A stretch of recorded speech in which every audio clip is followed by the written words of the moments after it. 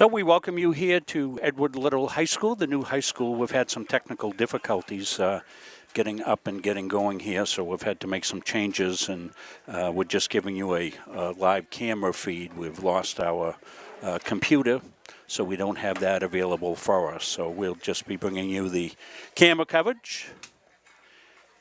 Jimmy Palmer on to do the color analyst role. Chris is working to make our computer well again. Andy Munsing on our game cam here, and hope that we're getting audio out.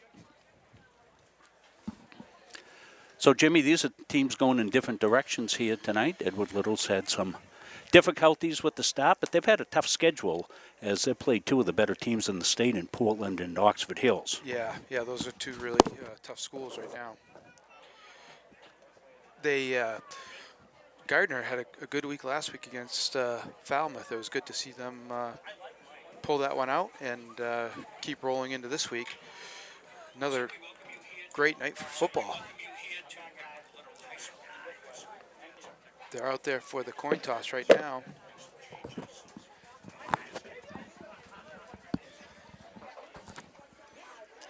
Well, what a beautiful complex. This is the first time I've seen the complex. Yeah. Beautiful. Beautiful field there. The great history over at Walton Field, of course, and now they're about to start and make history here at Edward Little. Well, last time these two teams played, Jimmy, was back when you were coaching in 2004. The Gardiner Tigers beat the Red Eddies 14-0. Haven't played since then. Looks like the Tigers have won the toss and they will defer. A couple of shout-outs tonight. I want to recognize one of our great friends and friends to all of us here in the Gardiner community. Ronnie Moody had quadruple bypass yesterday. Jeannie sent me a note, and I know how that goes, Ronnie, and I'm not sure you're watching tonight. Maybe you'll get a chance to watch it on replay, but the whole community's pulling for you, Ronnie, that's for sure. Give you a shout out here, and thoughts and prayers and healing thoughts coming your way. Ronnie Moody, just one of the great people in our community. Don't forget the Boosters Golf Tournament. We don't have the graphic to put up, but our pregame thoughts, which were limited tonight because we're having a little trouble with our technical difficulties on getting going. But we want to thank the Boosters Club. They've got their big golf tournament coming up this weekend. Yeah, hopefully they get good weather. I mean, the weekends have been good. The big hurricanes passed us, so.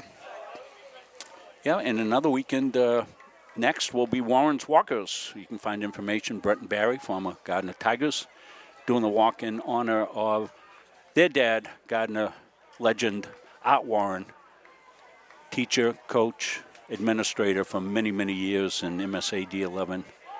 Tremendous man. And suffered from Lou Gehrig's disease, and they walk in his honor. So Tigers set to get into it.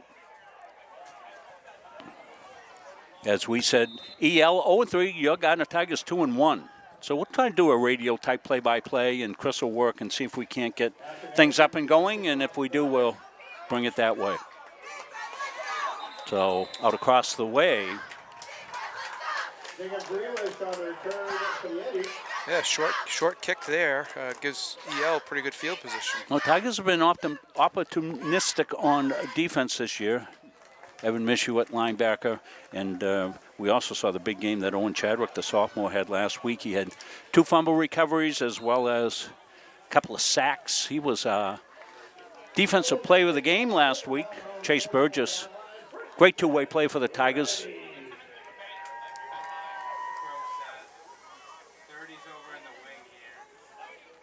So they're coming cross motion. Delay off the left side. Some pretty good running room there. Bounced outside. Yeah, looks like he Jack picked Pepin. up 6. Jack Pepin on the carry. So second down. Tigers won the toss. They deferred out to the 44-yard line. Tigers were opportunistic on defense last week, Jimmy. As we said, some takeaways and. Yeah, they still look like they're undersized up front, but they look athletic and quick. They're going to be up front here, anticipating run. They'll get the run, the toss. Tigers force it pretty quickly there. Not much going again that time. That was Yeah, Tigers definitely won the line again. of scrimmage there. Yeah, they came up in that run force defense, Jimmy, the 4-6 named after the Chicago Bears. Kristen Rodriguez is the quarterback, number 3. You might be thinking 4-down territory here early in the game, a third short situation. So down 3 to go. Double slot doing spread formation. To throw. Got his man in the flat. Tigers will close, but it'll be enough for the first down. And Pepin makes people miss. He knocks some people down. Good run by Pepin. Jack Pepin. Ramble down the sideline after the catch. Yeah, nice little design. Get the quarterback out of the pocket. Short, safe pass, and yards after the catch. Rodriguez, the quarterback. Just a little dump pass.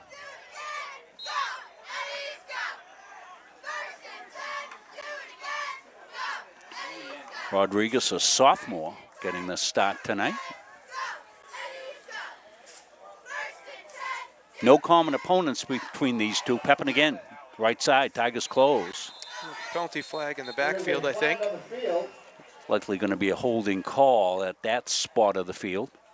Mishu came over to clean up for the Tigers.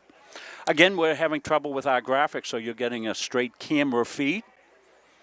Beautiful facility here, great press box. I mean, we have everything we need. One of the things they lack here that they're working on is internet access, so we're running on a wing and a prayer up here.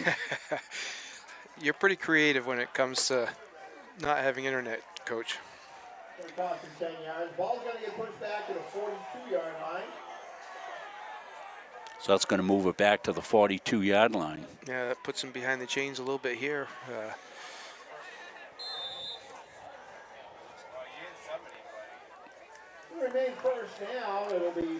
So far, I like the way the Tigers are getting off the ball. They really seem to be getting a good push up front and some good forcing on the outside. Kyle Duty's been a force inside for the Tigers, the diminutive inside guy, but boy, uses those wrestling skills, as we've told you if you watch any of our games. Tiger in pressure defense here. That snap almost got away. It's going to run, going to have some good running room here, and finally tackle from behind, getting in for the Tigers, I think was Farias on the tackle. Edward Little is having a little inconsistency with the snap, which is throwing their timing off a little Yeah, bit. they've lost some players here in the last couple of weeks. I was talking to Bim Gibson, the longtime PA announcer here, and the historian of all EL sports, and Bim was telling me they've lost a couple of guys and trying to simplify things a little bit. And so far, not a bad drive. They'll get cross motion here. Rodriguez wants to throw, throws the screen, and Tigers are all over it. They're trying to get it to Pepin out there. Tigers got pressure right out of the gate as it was Trevor Barron, the promising freshman, came flying through. The backside stayed home, so they really didn't fool anybody on that. Checking in with Chris here. Should be good to go. Should be. I just don't have a signal. Well, it's not good to go. Well, I don't have a signal to test it because it's in the live. Oh, okay, yeah. Chris and I miscommunicate. He thinks we're good to go on the computer. We're going to have to make a switcheroo, so I'm looking over there seeing no signal on the screen, and Chris has no signal. We're not plugged into it, so we got a 3rd and 11. discussion here. I'm not sure what we got cooking here.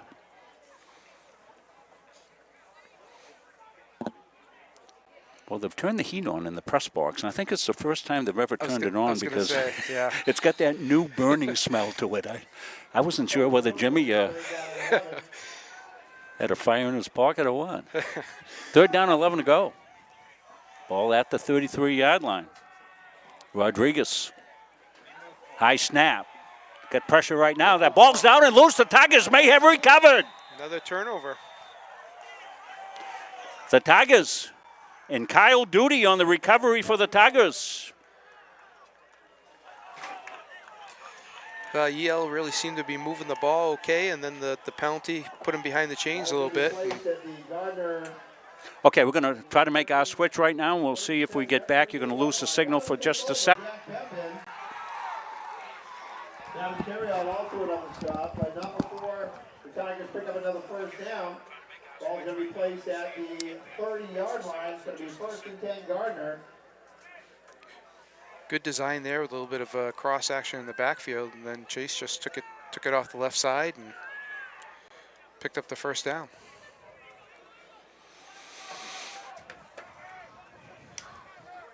Tigers. Right side now. Chadwick on the carry, up over the right side.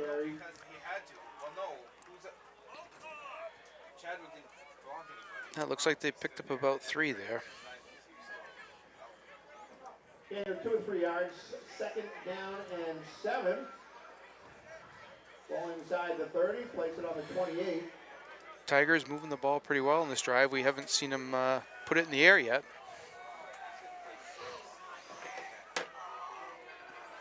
Well, they've been on the ground. I'm working tech issues. Thanks for Jimmy for getting through. There we go. There's one up in the. Ooh. Almost knocked down. It could have been intercepted. Getting his hand on the ball was Bennett Dubar. Never looked like he had a good handle on the ball before he was ready to throw.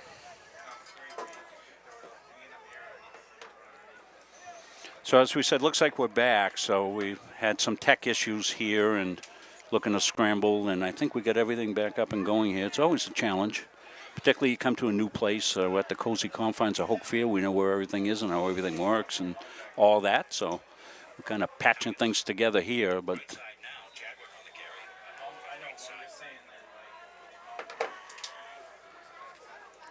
so let me know that everything's okay at home. Burgess wants to throw. He throws and had a man open early and incomplete on 3rd and 7. So Tigers will come up with a 4th down here. I would think this would be 4 down territory, wouldn't you, Coach? I would think so. The ball's probably out of field goal range. Though Nagy's been good on his extra points. So it looks like we got our scoreboard up. Great job, Chris Wheeler. Nothing like production under pressure when you're set to go and something shuts down. Looks like there might be a... Is there a penalty out there, Jimmy? Or are they just spotting the ball? Must have been a penalty in Must have been something, yes. It's going to put him in a better 4th down situation. Must have been a 5-yard penalty, so... Oh, defenseless hit is what we're hearing. Well, that's a big one, so that should be a first down. That's going to be a first down. Put him inside the 10. Well, no, inside the 15. I didn't see it. It kind of happened after the play, I think. So I'm going to check back in with Chris. Are we good on replay, Chris, if we need one now going forward? Not that we'll do one now, but that might be an option for us going forward. So Tigers got a 1st and goal. Burgess wants to roll. Rolls right. He's going to keep down the right side. He's on his feet inside the 5. Just outside the 5, down to about the 6-yard line. EL got some good pressure up the middle there, Coach. Forced him outside.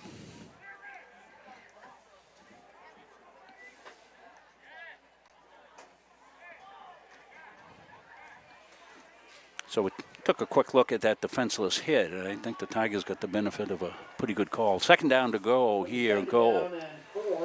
They're at the 4-yard line. No score in this one. We're just underway. Chase Burgess at the controls for the Tigers. Dual running backs, wide receivers near side. Davis and the wide receiver.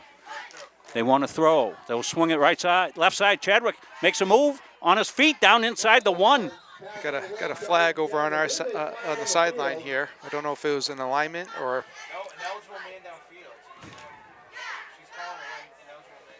Well, that pass goes behind the line of scrimmage. It wouldn't be an ineligible downfield, Mike. I'm talking to Coach Mike. You got somebody coming off here, somebody they can ill afford to lose. Bennett Dubois, the wide receiver, defensive back.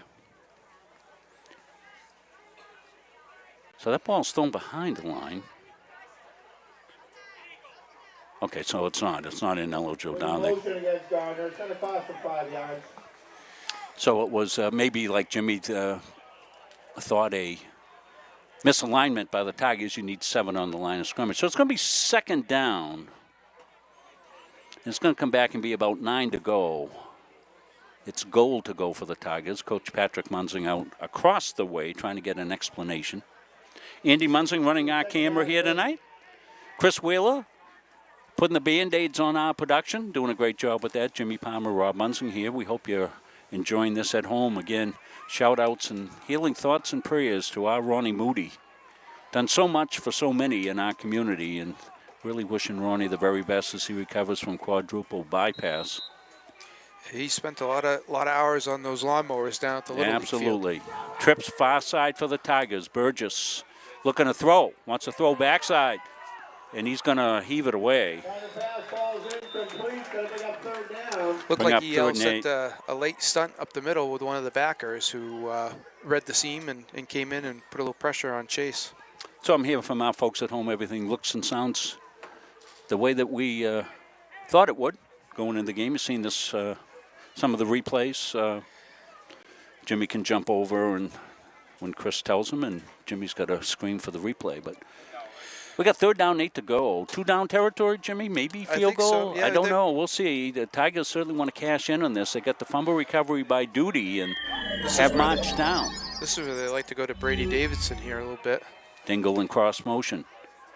They'll throw it out in the flat, trying to make a move, and they do. Broke some tackles. And in for the touchdown Tigers! Yeah, 3 EL players there, Coach, and just got by him. Chris will cue up the replay on this one, Jim, and get a look at it. Couldn't tell who that was across the way for the Tigers on the reception. Dingwall went in cross motion. Might have been him. It was Dingwall going across. No, it was the split out. Mishu. Yeah, Evan Mishu. What a job there. Watch the rip and dip. The rip and dip right there, just like Jimmy Palmer used to do. And Good. Evan would not be denied into the end zone. 8-yard touchdown catch. Nagy up high and good. Yeah, good drive for the Tigers. They had to overcome a few penalties, but were able to do that. And boy, what I like about Evan Mishu is his lowness to the ground when he's running. He gets those shoulders down and was able to find the end zone. We'll take a look at it again, Jimmy. What that basically is it's an outside running play when you take a look at it, isn't it? A long handoff, yeah. They're just gonna swing it out there to the outside. Mishu wants a little stay. They get the blockers out there for him, and then it's like a sweep. And watch Evan get a low center of gravity. That's the thing. Gets down there low like a candlepin bowling ball into the end zone. Looked like EL jumped that guy in motion, and we're really focused on that guy, and that left Evan open for a short little pass. So well designed play by Kevin Averill, the offensive coordinator for the Gardiner Tigers. And that's one of the things that the spread teams now do, Jimmy. If you pack the box against them, they're just going to put guys out in motion, out in the flank, and just play pitch and catch with them. Becomes a one-on-one. You make a move, and you're free. Get a great athlete like Evan Mishu in space, and you saw what happens. Hard to catch. Good kickoff by Nagy. Picked up here. And impressive in the early going has been Jack Pepin. Pepin, a good kickoff return. Had some good runs before they turned the ball over. It was the Duty fumble recovery. And then Tigers marched down the field. Burgess had a couple of long runs. The touchdown, 8-yard touchdown pass from Chase Burgess to Evan Mishu. See if the Tigers up front get the push that they got the last drive. They seemed to be winning the line of scrimmage early on. EL rebuilding their program.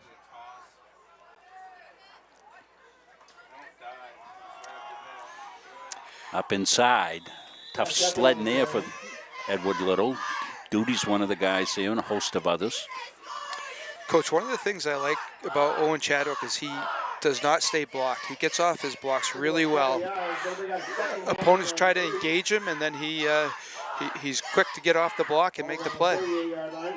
Well, that's the thing on defense. You're going to get blocked, but don't stay blocked. Remember how we always talked about that? Yeah. Get off those blocks, and give me kids that are tough and can run, and that'll go a long ways.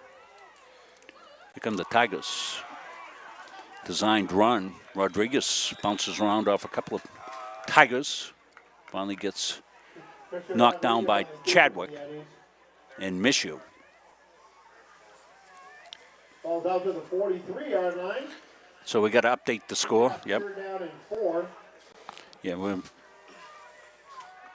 This is a makeable third down for EL. Yeah, we put the 4. score up the other way. We're just testing our folks at home and seeing if you're paying good attention to Munson Media. So sometimes there are little quizzes and tests. Jimmy and I, both teachers. Jimmy's my former student, by the way. And so was Chris. And so was Andy. I got former students everywhere. Jack Pepin goes in motion. Rodriguez wants to go. Backside pressure coming, but he'll get it off and he'll make a good throw. Good Now there's catch. some running room at the 40-yard line. So a nice execution. Rodriguez. Good catch there, Coach. And then I liked his adjustment once he made the catch to go back across the field. Yeah, presented. Got himself open. Gavin Terrio. We were sending a little bit of pressure up the middle. But it was designed for the quarterback to get out of the pocket on that one, and he did a good job finding the receiver. Yeah, went left through a cross, had to get squared away and make the throw. Rodriguez will come inside trap play here. And Tigers in there quickly, Zach Christian. So Zach came slanting through. Welcome all our Tiger fans in. A lot of former players watching tonight as I'm taking a look at this. I see Artie Prescott's in there, Jeff Parkett, Oh, yeah. Chris McLaughlin. Good. We put a Blaze Tripp. We put a team together with those guys.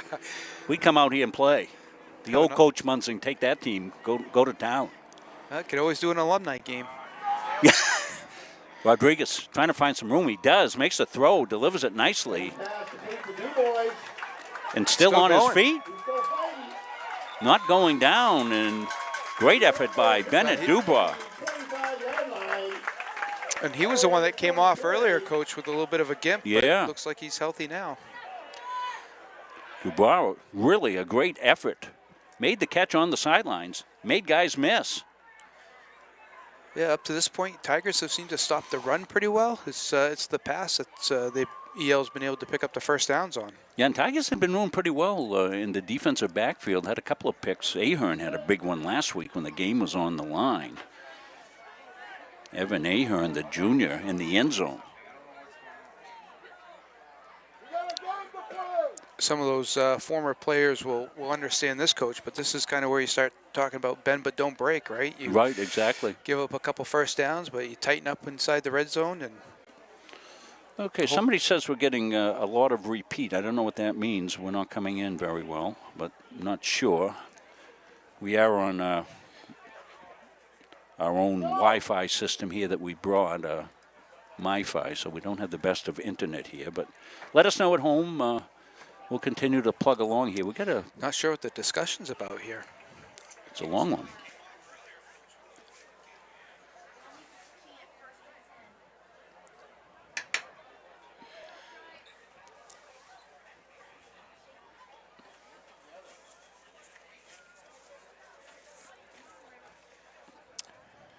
Whatever the discussion is, the EL coach is not real happy with the explanation.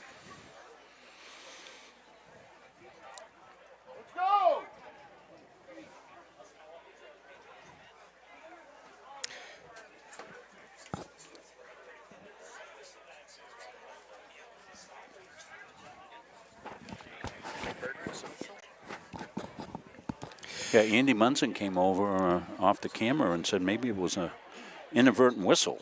Well, and that made sense on that play, Yeah. Coach, because Yeah. he didn't go down, and he looked like he was wrapped up, and maybe by accident a whistle got blown. Well, the rule on an inadvertent whistle is you replay the down.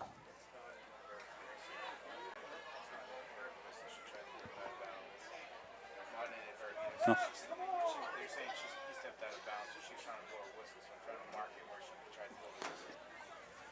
So apparently they're saying not an inadvertent whistle, a real whistle, in that he stepped out of bounds on the sideline. So that would be hard for us to see, that's for sure. Yeah, it was right in front of the EL bench there, so we wouldn't have had a good view of that. So the play will count, the down will count, but we're going to come back.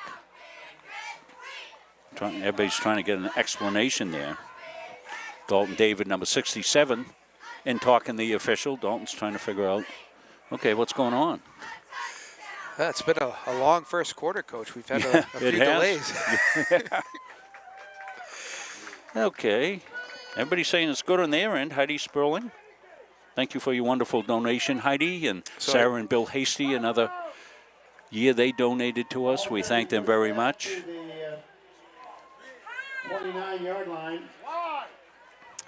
So is that where they're thinking he went out of bounds? Is Yeah. that far back, huh? So they're going to have to reset this to 3rd down and 4. So Probably another 4-down territory here. Dubar will come out here the near side. He's been good. Rodriguez, the quarterback. Flag on the field. Tigers may have On that last play, the whistle come into the neutral zone. Let's see if they were drawn in there. I don't believe. It's going to give it a first down on the hard count. Yeah, interesting that you use the hard count on 3rd down here. A lot of times you see that used on 4th down. So everybody's saying everything's good. So sometimes the best thing to do is, if you're having difficulty at home, just refresh your browser and rejoin us.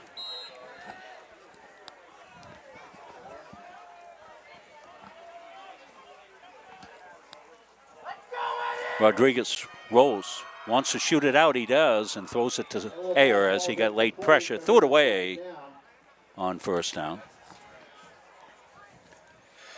EL really likes to roll the quarterback out, get him out of the pocket to see the field, but it looked like there's maybe a miscommunication with the receivers there as to who was supposed to run a route in that area.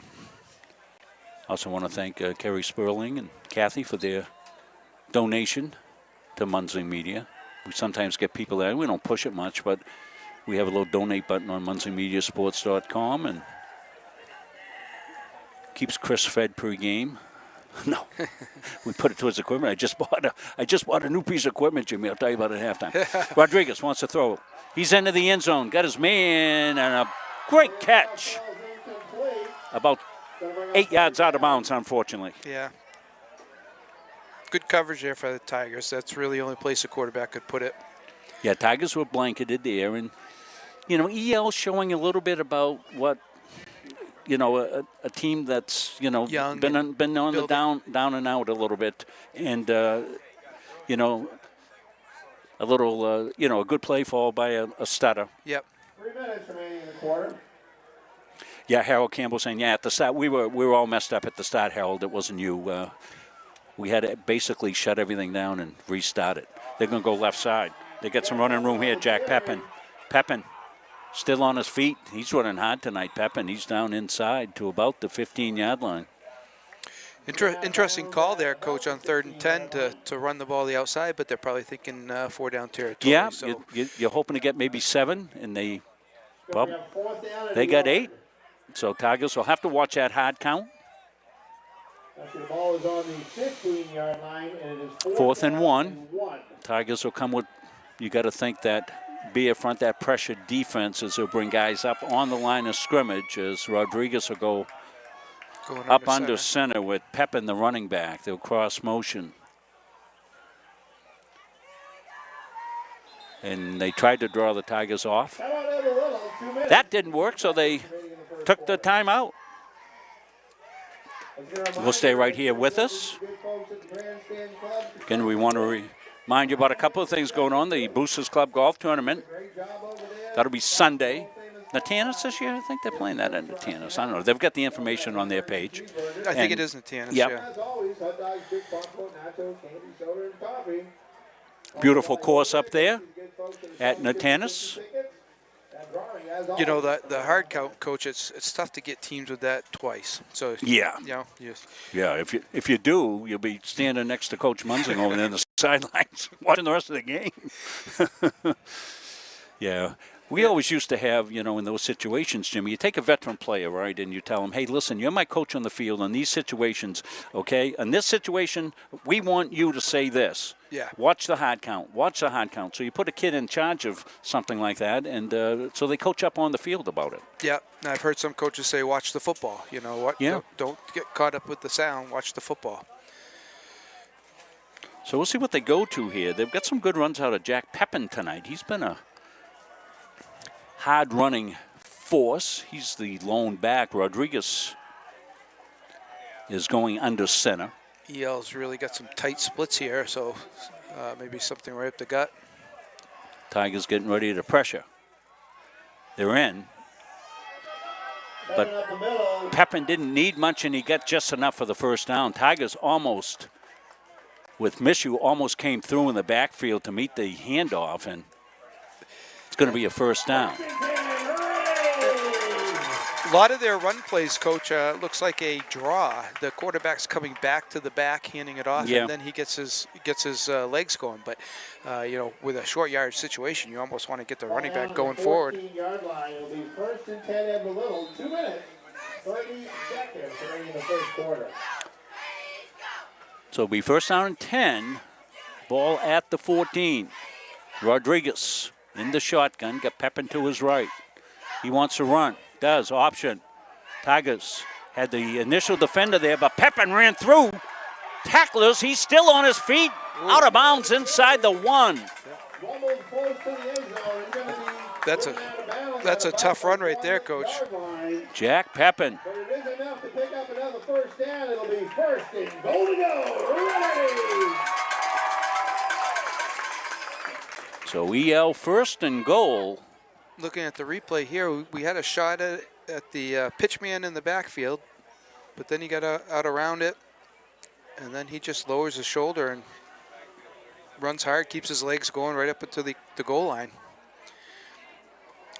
Impressive drive by the Red Eddies. They'll give it on the jet sweep to Pepin. Tigers hunting them down, and they'll negate that play. You're doing the Tigers a favor, I think, when you go east-west. They run so well. Yeah. I think maybe Duty chased that down eventually, but a host of guys, it was Duty that came in, I believe, to chase it down from the backside. But east and west against the Tigers to the outside, they run pretty well. So Tigers are really athletic on the outside. And with a yard to go, it's interesting that you would choose to go sideways instead of straight ahead. Well, with the way Pepin's been running north and south, Jim, he's had guys bouncing off him most of the night. Running back number 30. They're down a couple of running backs as well, so Pepin stepping into the void. Ooh, kind of a stack formation off to the right here. Rodriguez calls for the motion. He wants to keep it up inside. He does. And waiting for the call. Nobody's making a signal, and they're spotting the ball inside the 1. Third down. So quarterback run that time. Now inside the 1-yard line. Yeah, just a little quarterback counter and reading the end, and he to decide whether he need to cut it up. He cuts it up inside, but just came up a little short. Probably going to get one more play off here before the end of the quarter. It's been a long quarter. Been some discussions and things of that sort. Tigers struck first. They lead at 7-0, but the Red Eddies knocking at the Tigers' door. Rodriguez gives it off the right side. Tigers stack it up, but does he push forward? Does he get in? No. Tigers stacked it up on 3rd and 1. Yeah, no signal for... Well, big test here, 4th down. Well, it's going to end the quarter. The Red Eddies will have a chance to think about what they want to do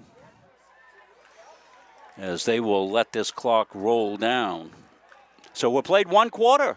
Gardiner Tigers 7. Red Eddies nothing. Red Eddies a big 4th and 1 when we come back after this. At our firm, we have the client and only the client in mind. Our mission is to get to know and understand your needs, wants, and long-term goals.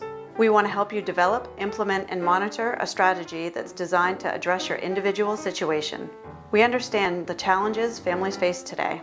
From managing debt to saving for college to retirement, these personal finance challenges can be overwhelming.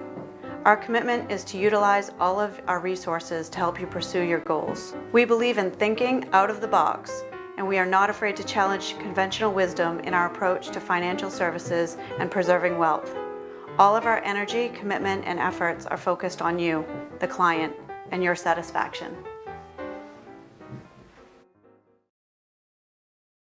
Strategic Real Estate Services, serving all buyers and sellers. 2 locations, 335 Water Street, Gardiner, and 83 Kennedy Memorial Drive, Waterville. From residential to commercial, solutions and strategies that equal results for you. Visit strategicreservices.com or call 485-1105.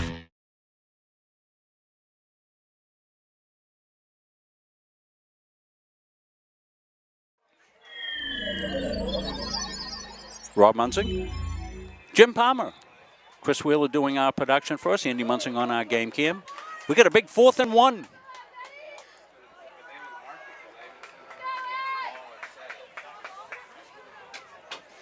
Tigers have been pretty good on these last 2. Yeah, looks like it's real tight to the goal line there. It's going to come down to who gets the first push off the line of scrimmage. Well, Tigers dug in that last time. You got to think that no messing around here. Just go north and south with the Burley back. Rich Kramer's had time to think about it on the sideline, and I don't know if I've ever seen this. We just came out of the timeout. Out of the end of the quarter, and you call it timeout. I'm not sure who called it. I don't know if Rick Kramer called that again when he saw the defense, or if the Tigers called the timeout. I really didn't notice that it was going to be, because it's such an unusual occurrence. But well, and sometimes you might see it if they came out in a certain set. Yeah. And aren't ready for it, but it really was called early. Well, we would have run some more commercials if we knew. We want to thank all our great sponsors. Gosh, we don't do this without any of them. So you need some stuff for your fall cleanup, get it over there to Randolph Hardware. Tigers looking to press the defense. Sandberg, one of the big guys up front. Dalton David, another one for the Red Eddies. They've got a big line, and they've got a bunch set left side. Ooh, bad snap. Almost lost the snap. The Tigers swarm it, and they hold. Oh, wow. The Tigers will hold. Well, that's a bend don't break, coach, right there. They held them on the 1 yard line. They tried to go pitch left side, and it looked like the snap was it looked like the snap was not executed perfectly. So that threw the timing of the play off, Jimmy, didn't it? Yeah, because he's going to pitch it, and the back is expecting a little bit sooner. It's a little bit high and a little bit behind him. So. And by then, the Tigers had responded. Good goal line stand there for the Tigers. Munzing media correspondent Mike Golden out in the field reporting Lawrence 7, Coney nothing. Tigers will go stacked receivers both sides. Got to think they just want to get this ball out of the end zone. Oh. No, he can't call. Yeah, he called offside. Not sure what the call is, but came pre-snap, so it's either encroachment or illegal procedure, and it looks like they're calling offsides, neutral zone infraction. Well, and in high school, that's called immediately, so it's a little different from what you see in the pros.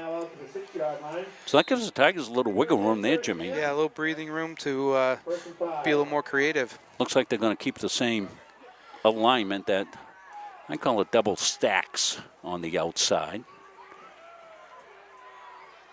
Single back. Burgess calls for motion. Comes to motion. Little cross inside. Didn't fool the Red Eddies. They're right at the line of scrimmage for it. So it'll be second down and 5 to go. Gain of nothing there. Yeah, that's a big game, Lawrence and Coney tonight. No gain on the last play. It's going to be second down and 5. So now 14-7. Coney lost three two-way players, Jimmy, this week. And Tigers 7-0. They had the goal line stand. Burgess wants to swing it out. He does. There's that long handoff again, Coach. been working well for them just to get something quick to the side. Chadwick on the screen They got the Chadwick, Owen Chadwick, the sophomore. Promising two-way player, brings up third down and 1. out to the 10-yard line. Tigers would like to get the chains moved, get a couple of first downs, not necessarily go the length of the field, but at least get enough to change field position. Davison will come out here near side. Michigan the slot near side. Slot to the far side. Chadwick the running back for Chase Burgess. Might be a keep by Burgess, we'll see. They're going to throw it back outside to Davison. He's got a lot of people there and maybe picked up a yard or so. Pass complete to Brady Davidson.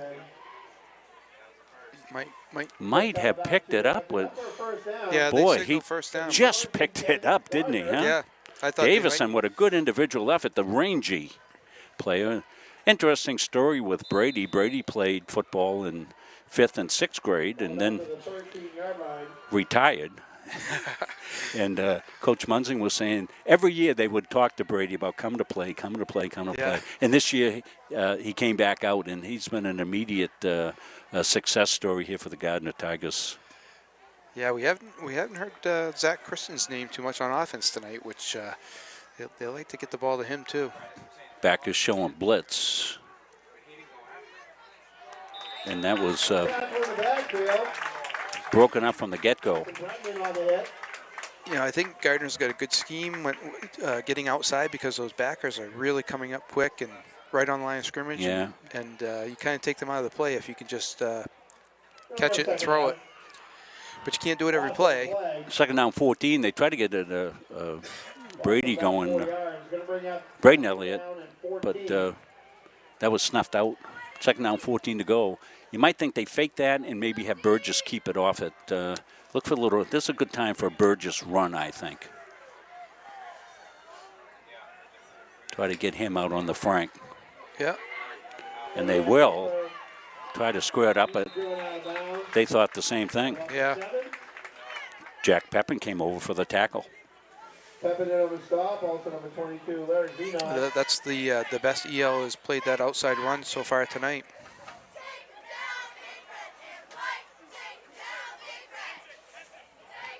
So 3rd and 14.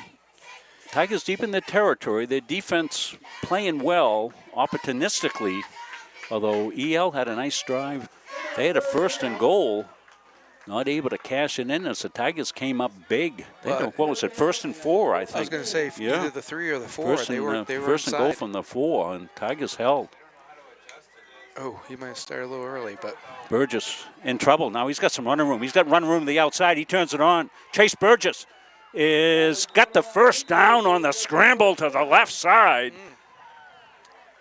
Chase aptly named because that's what the Red Eddies were doing. They were chasing Burgess on that one. yeah, he does a good job of seeing nothing's there. And you would think he was going to take off to the right, but he goes across and goes to the left, and a lot of room there. 9 minutes, 6 seconds remaining. Tigers did a good job not holding or clipping on that, because a lot of times when your quarterback gets flushed out, that's where you get a hold. Davison comes out here to the far side. Here comes blitz. Keep. Tigers got some running room. Back to the Good backside pursuit. Yeah, back to about the 30-yard line they go, but it looked like that had potential for more on the cutback, but EL swarmed it pretty well. 30-yard line. Second down and 4. 6-yard pickup, but I think that's one of the adjustments maybe that the Tigers are making, going a little bit to the Burgess run game. Sarah Hasty reporting that Maslonsky all over the winless Brewer Witches, 37-0. That's in the second quarter. Second down 4 from the 30. Burgess got pressure, wants to get out of it. He escapes again, shifts to the outside, Yeah, and will pick up a few yards. EL's doing a good job of getting in the backfield, but it's almost counterproductive for him because Burgess is such a good runner and out to the outside. Rob Kennedy reporting that Lawrence up 21-7 on the Coney Rams. They're doing that on WHOU live tonight. I think there's 2 coverages up there. I think Mike Violet's crew is up there as well. So there's 2 TV crews doing that one game. That's a little unusual. They're back to the 4 receivers split here. 3rd and 3. Might think Burgess run. Mishu in motion. Will they swing it out to him? Yes, they will. And he should pick that up because that was close to backwards. So that'll force a punt. Yeah, I like the design of the play of, coming back across and throwing it short, but just didn't get it to him. Well, I don't know if the Tigers got a potential to run that set, fake that outside, and take Zach Christian right down the seam on a pass. 4th down and 3. Good snap. Punts up and away. And it'll take a Gardiner hop. That ball's loose and just picked up. That was a dangerous play. But Gavin Terriolt was able to get back on it. The Tigers were able to give themselves a little bit of breathing room there. At least they didn't have to punt it from their own end zone. Yeah. You know, when you start a drive at your 1, they get the benefit of the penalty. But to get the ball out over midfield and they're inside to the 39-yard line, that's pretty good. You got a couple of first downs. That's what you're looking to do. Depend on your defense here. See if you can get a 3 and out. Keep the field where it is. And then go back to work on what will be towards the end of the half. But Red Eddies might have some differences with that as they were on the offense. They're leaning a little bit. They don't get it called. Coming on the carry, picks up a couple yards. Pepin bangs it down over the 40-yard line. Couple of tough yards for Pepin. Meriden on the stop for Gardiner. Yeah, he seems to have been more productive on the outside. 2nd down and 8. 7 seconds. Let's see what year Pepin is. Oh, he's a senior. Senior running back. 2nd down, 8 to go. Tigers have been opportunistic on defense all year. They've got a turnover in this one. That was a duty fumble recovery, and they went down and scored on that drive. Right side. Had their man open and got away from Dubois. That was Cade Maselli in the game at quarterback. Maselli, second quarterback that we've seen in the game. He's a senior. Number 6 for the Red Eddies.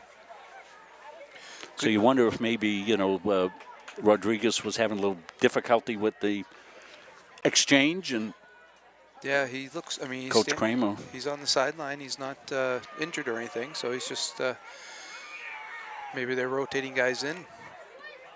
Dubois goes far side, trips to the open side of the field. Got his man still on his feet. Dubois still on his feet. What a run this is. This is a highlight reel film right here. Yeah. Dubois. 17-yard line. 1st and 10. Red Eddies 1st and 10 after the big pitch and catch. Yeah, they roll the quarterback out like they like to do, and Dubois getting the job done. yeah, nice little spin move back to the inside middle of the field. Then it became a foot race. Good job by the Tigers not giving up on that play at the end. Inside the 20. 1st and 10 at the 18.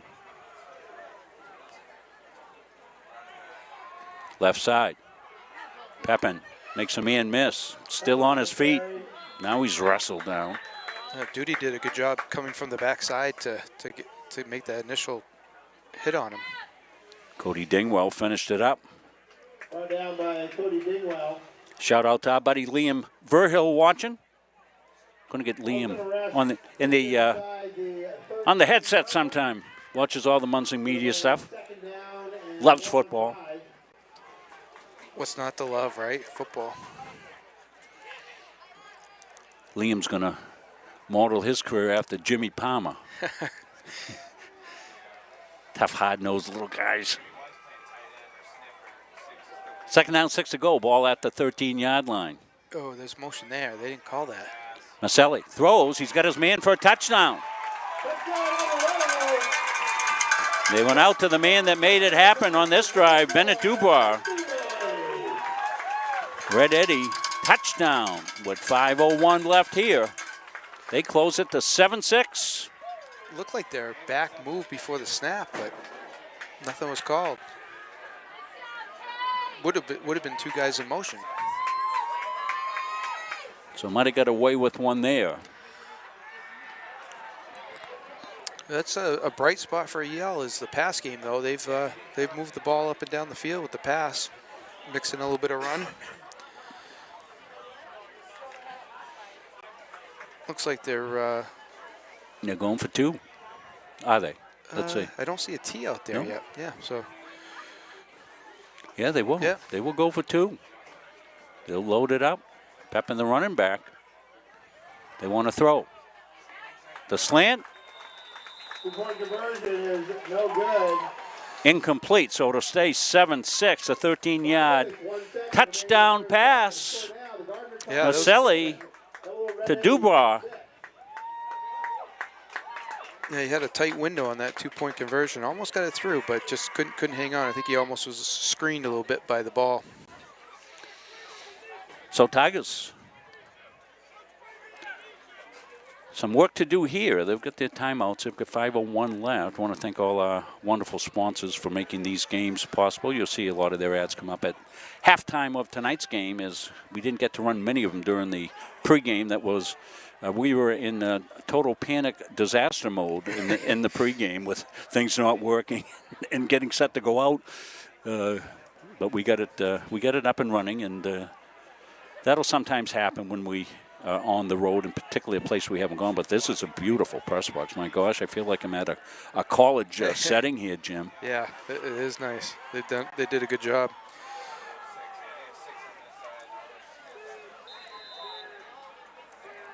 Con Irish set the kick off here, and they'll onside kick it, and the Tigers, it's loose. I think EL's got it. Yeah, Tigers weren't ready for that. Well, he had his hands on it, but I don't know. Well, the Tigers didn't have their hands team up.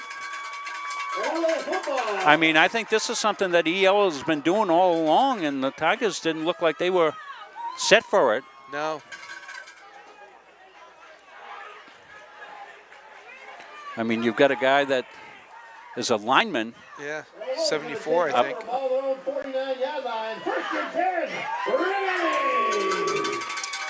So the Red Eddies, what do they have to lose? 0-3 on the season so far, just scored a touchdown. They onside kick. Got to give them credit. Coach Kramer getting after it.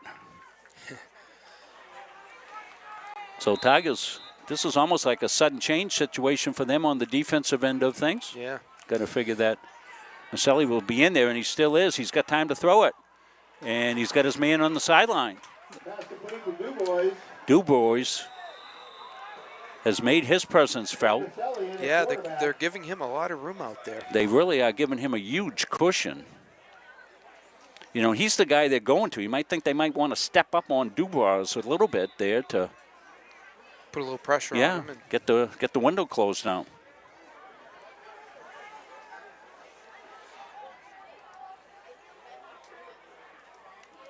Second down. Not sure what the discussion is. Is somebody hurt? Second down and 5. EL's taking a knee here. Official timeout. Official timeout? 4 minutes. Oh, yeah, Gardiner player on. So why don't we take a break? We'll come back. Red Eddies coming off a touchdown. They're on the march again. They trail 7-6. We're back after that. At Randolph Hardware, our game plan is simple. We offer way more than just hardware, but it all starts with a promise.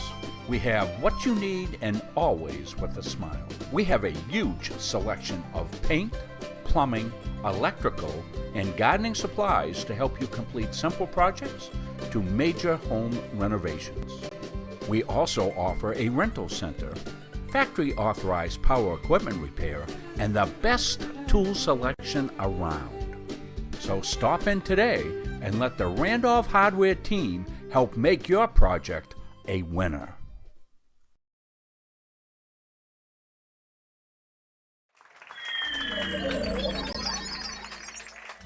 Tiger player up across the way. Didn't see who it was.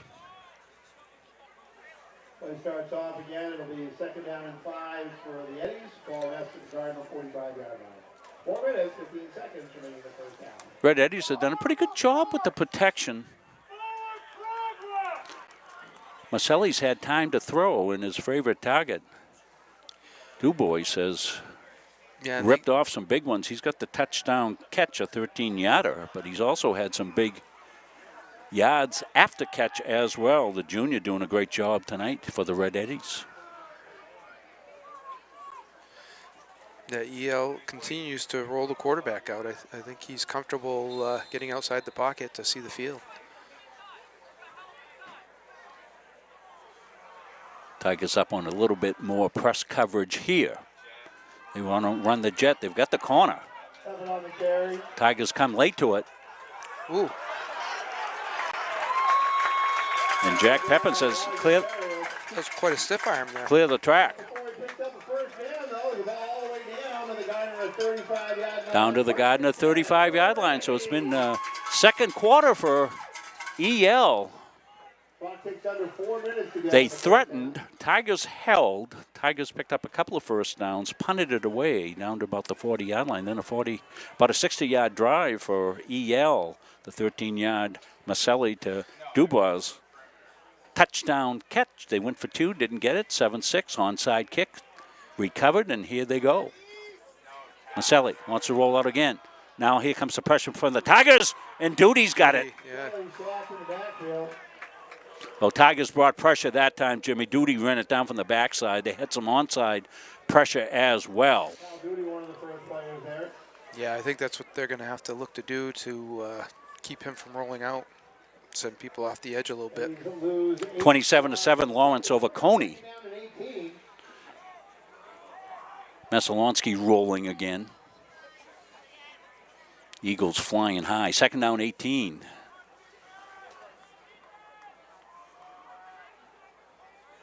Ball at the 43-yard line. 3:13 moving clock, as you see. We're tied in the scoring system here. They want to throw. Screen. Tigers are right there, almost picked off. Dangerous play there. Chadwick was right there, right in the middle of the screen. So good read by Owen Chadwick, the outside linebacker to this side. Read the screen. 3rd down, 18.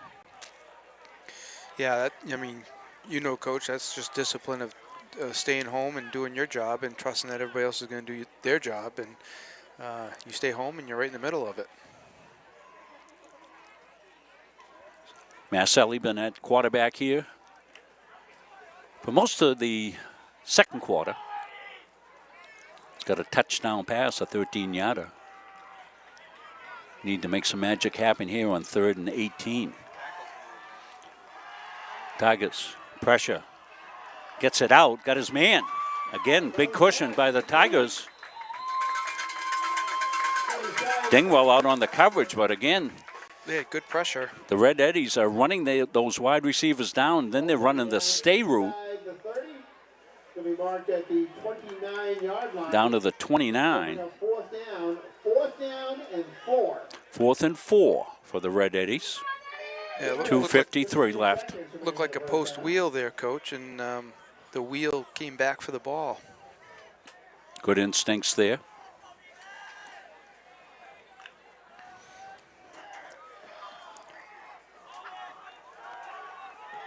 So you're in a tweener right here, Jimmy, on 4th down and 4. Pepin's been good running, but he's in motion this time. They're going to roll out. Tigers on the chase. Here they come. The throw is completed. What a catch. That's a good catch. Gavin Terriol went down and scooped it. What a play by Terriol, and Maselli under pressure had to get rid of it.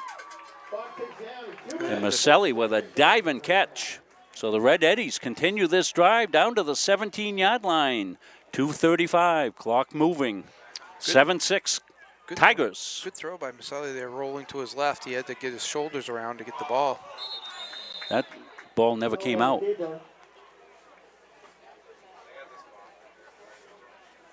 Maselli was able to get on it, but they'll lose the down, second down. We have second down and 10. So Tigers, as Jimmy has told you a few times, bend but don't break philosophy. Can that maintain itself for the final 2 minutes of the second quarter as we head into halftime? Red Eddies would like to strike to take the lead. Maselli gets motion across by Terriol, but a pre-snap. Got to think that's going to be a penalty against the Red Eddies. Yeah, motion on the Red Eddies. So that'll make it second down and 15. Ball will go back to the 22-yard line. Legal procedure against Edwards. That's going to cost them 5 yards. Going to remain second down. Will be second and 15. Tigers with a long drive after the fumble recovery by Duty, but then they haven't had the ball much. No field position, Jimmy, and they haven't had the ball. Second 15 from the 17. Maselli. Terriol in motion. He rolls. Gets it off. Tigers there to break it up. Dingwell with the good coverage for the Gardiner Tigers. Cody got in underneath at that time, strapped on the coverage, knocked the ball away, third down. Tigers have ramped up their pressure a little bit. They're sending guys off the edge now, sending guys up the middle, really hurrying Maselli to get that ball out quicker. Well, if that's the case, Jim, you lock on that coverage a little bit tighter, and then there's no window to get that ball through. So what the Tigers do here on third and 15.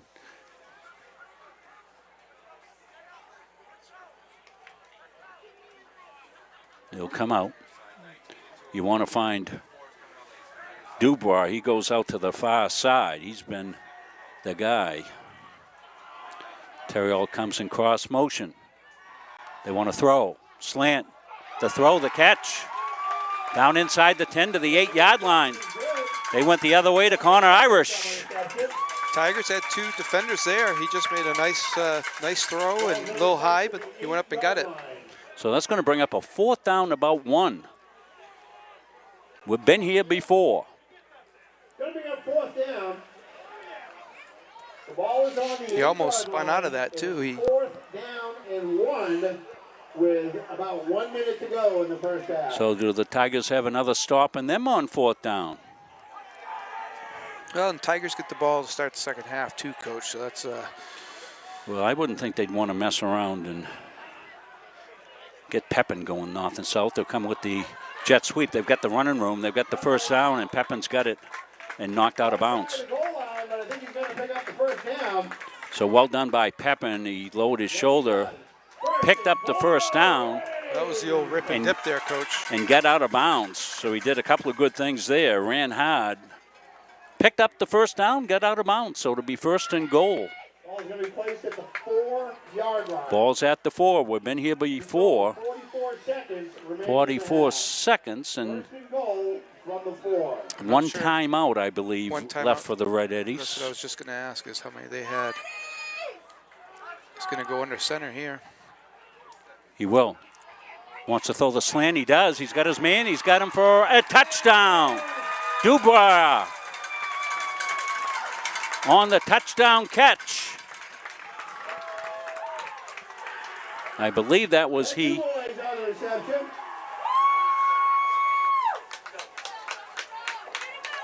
They let the defensive end go.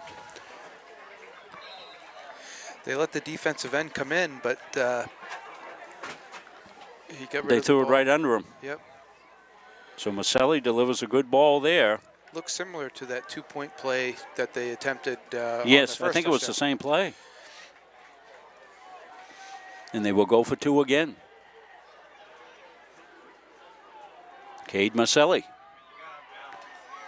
They've got a heavy right side. They want to throw it out to the corner that goes, and Tigers will knock it down. So 38 seconds left. Tigers find themselves behind 12-7. And I would think that the Tigers, if they have an all-hands team, they'll want to put that all-hands team out there, not regular kickoff return, the all-hands team.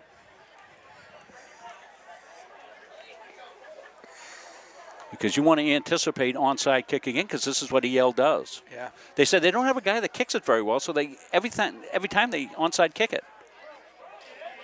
Well, when you start to do that every time, you get pretty good at it. So the Tigers will do that. You can tell because you see in the numbers that are coming out. Brady Davison coming out, Cody Dingwall up front. You know, so they got the hands team out there. Henry Gingras out there, number 15 right here on the near side, anticipating the kick, but they should move over a little bit because cover that ground where they put it last time. So, you know, if the Tigers recover the ball here, they'll have decent field position, Jimmy. So, with I think all their timeouts, right? And they'll squib it out. So now the Tigers will go north and south and see what they can get. And they may get something big at the 40, 30, 20, and knocked out of bounds inside the 10-yard line. The clock was still running there for a good 3 or 4 seconds. Couldn't tell who that was. 21 Dingwell, I think, was the guy down the left sideline. Well, My gosh. He turned it on once he turned it on once he got to the outside. 21 Dingwell. Cody Dingwell with the big return for the. We said the Tigers might get good field position if they kicked a shot. The old coach should have said they might get good field position no matter where they kick it. So the ball is down where, Jimmy? Down inside the 10 to the 4-yard line. Tigers have 2 timeouts. Yeah. Which is nice. You can run or pass here. Burgess has emptied it out. They may want to get a quarterback run here. They won't. They'll throw it out to the outside. Incomplete. Doesn't take much time, though. No. Tigers still with 20 seconds left and 2 timeouts. I like your thought process there, Coach. So you spread them out and let Burgess make a play. Yeah, your best athlete. What a run that was by Dingwall down the left side.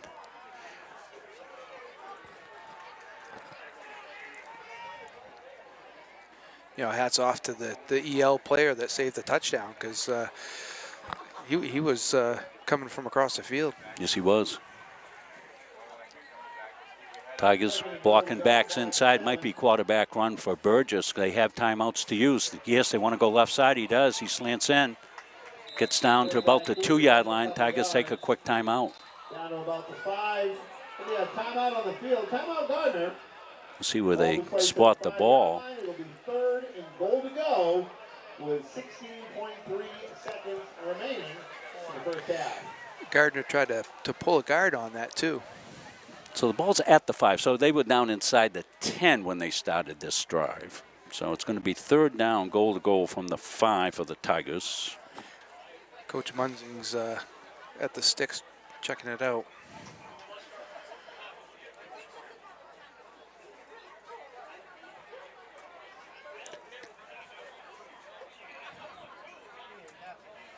Tigers, I believe, still have a timeout.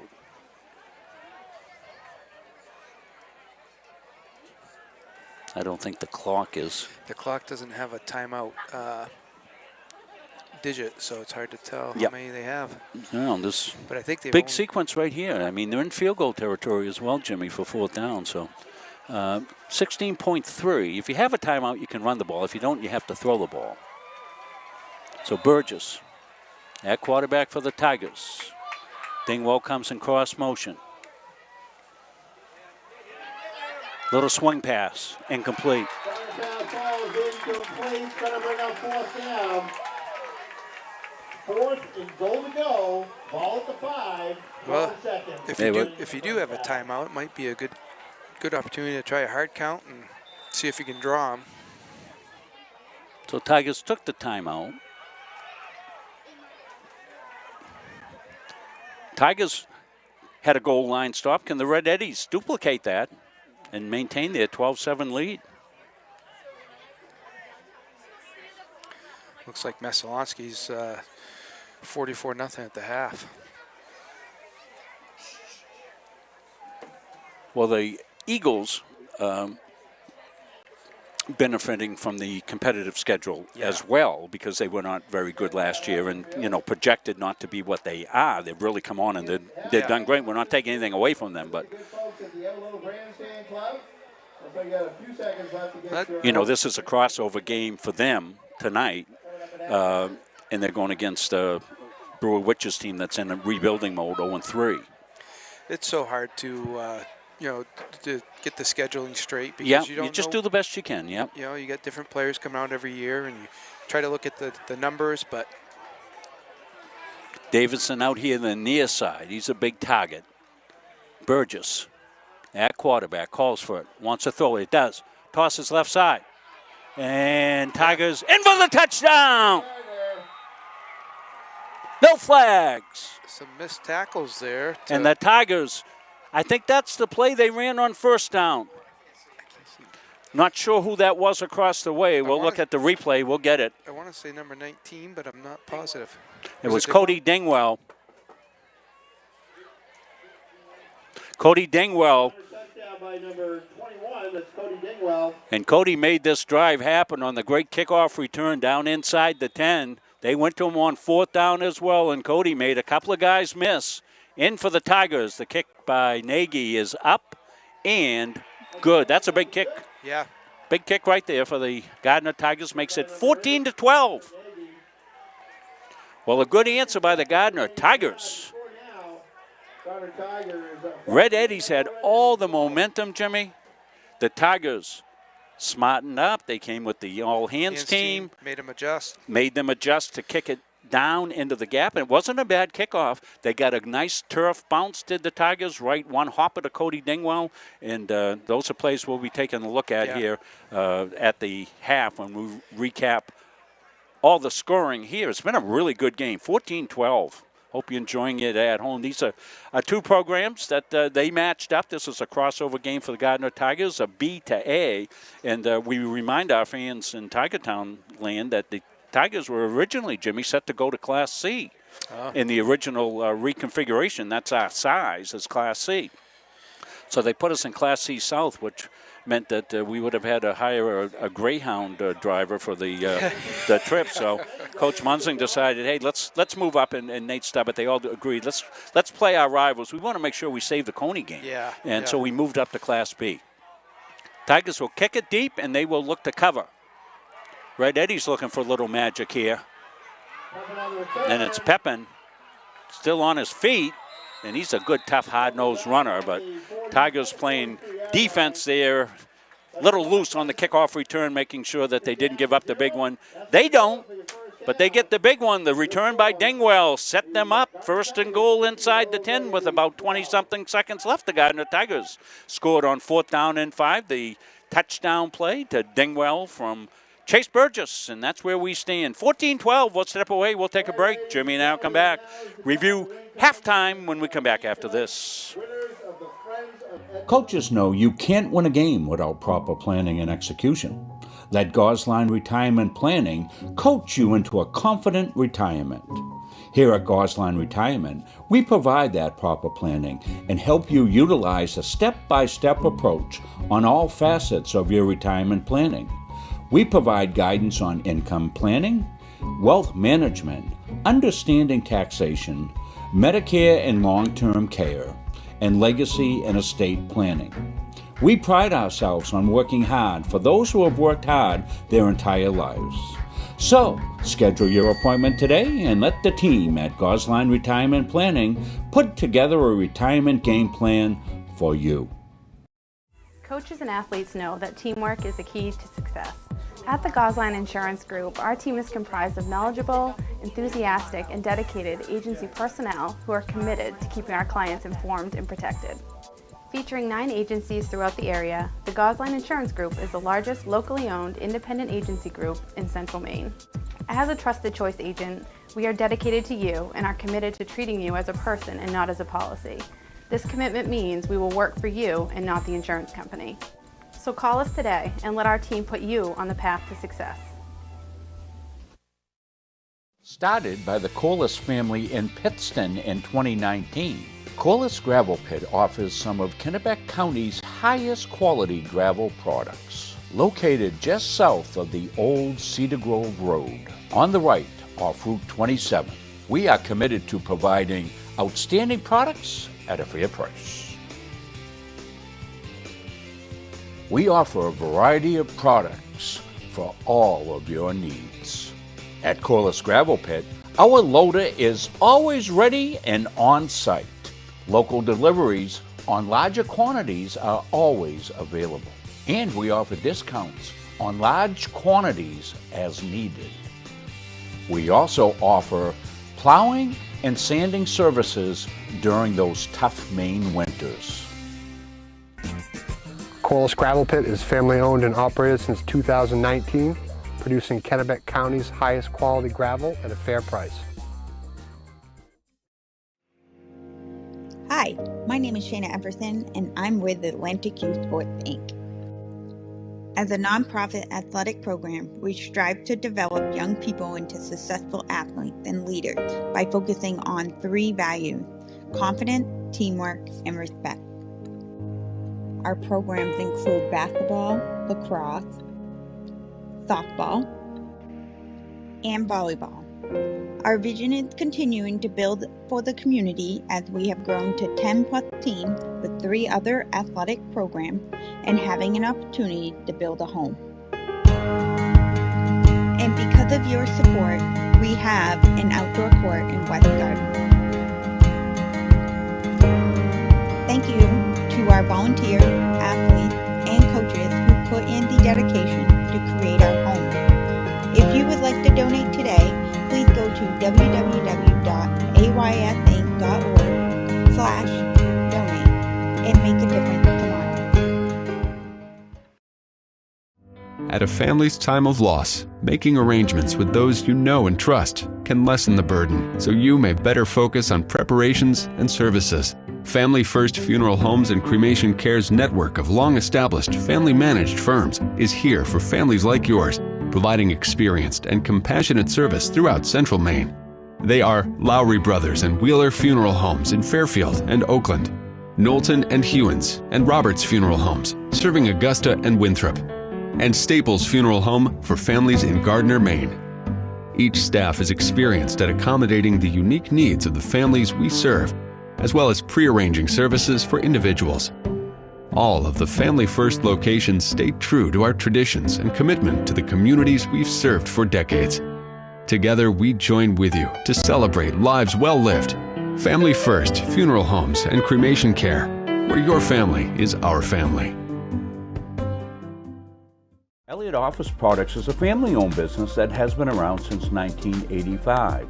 Grampy Charlie started the business as a service technician, and it has evolved into a full-servicing printing company. From simple copies to full logo design, we offer it all under one roof. Located in Farmingdale, Maine, we are at the heart of many different communities. We love assisting new and existing customers with any of their printing needs. Stop by, call, email, or send us a message on Facebook. We would love to help.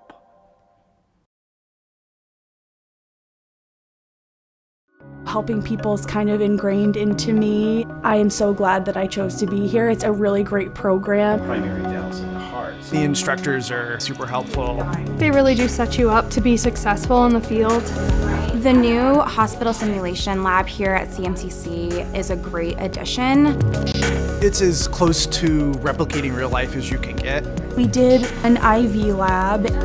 With a mannequin, it's nice to get your toes wet before you jump into a clinical setting. Deep breath. CMCC is the best place to start nursing. It's challenging, but you are learning. You have a smaller size classroom, smaller ratio to instructors. It's affordable. It really provided me relief that I'm not going to accrue a lot of debt. I needed to set myself and my family up for success after. I'm going to come out of this able to actually practice as an RN in the real field. It's a wonderful opportunity. If you want to boost your energy, metabolism, and nutrition, try one of Northeast Nutrition's 85 energizing teas. Fruity, made with natural aloe, stevia, and herbal and green teas. Or have a low-carb 200 to 300 calorie shake for breakfast or lunch. Choose from over 50 flavors like Fluffernutter or Pumpkin Turtle Cheesecake. Northeast Nutrition also has customized protein iced coffees, caffeine-free options for the kiddos, and specialty drinks for athletes. Northeast Nutrition, 599 Main Avenue, Farmingdale. Follow on Facebook at Northeast Nutrition and Energy. Don't feel like cooking dinner? Call Capsa's Pizza in Farmingdale. You can make the whole family happy with our award-winning pizza, sandwiches made on fresh baked bread, delicious nachos, or salads made to order. And don't forget the whoopie pies. We pride ourselves on fast, friendly service and an overall experience that's better than you might expect from a pizza place. So order Capsa's tonight. Pick it up, have it delivered, or enjoy our dining room. Give us a call at 582-0522 or enjoy the convenience of online ordering at capsaspizza.com.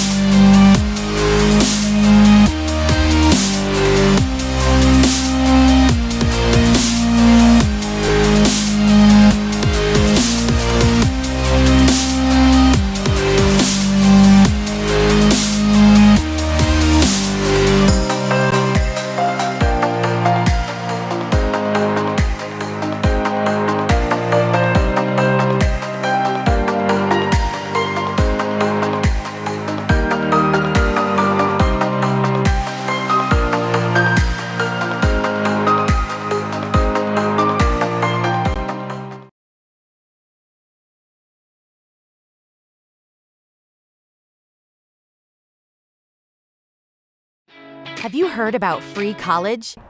It's free. It's free. It's free. Recent high school graduates from the classes of 2020, 21, 22, and 23 can attend CMCC for free. The free college scholarship pays 2 years of tuition and mandatory fees. No income or age limits. What are you waiting for? It's free. Leaving CM with no debt is going to set me up for my future. Visit cmcc.edu/free for details.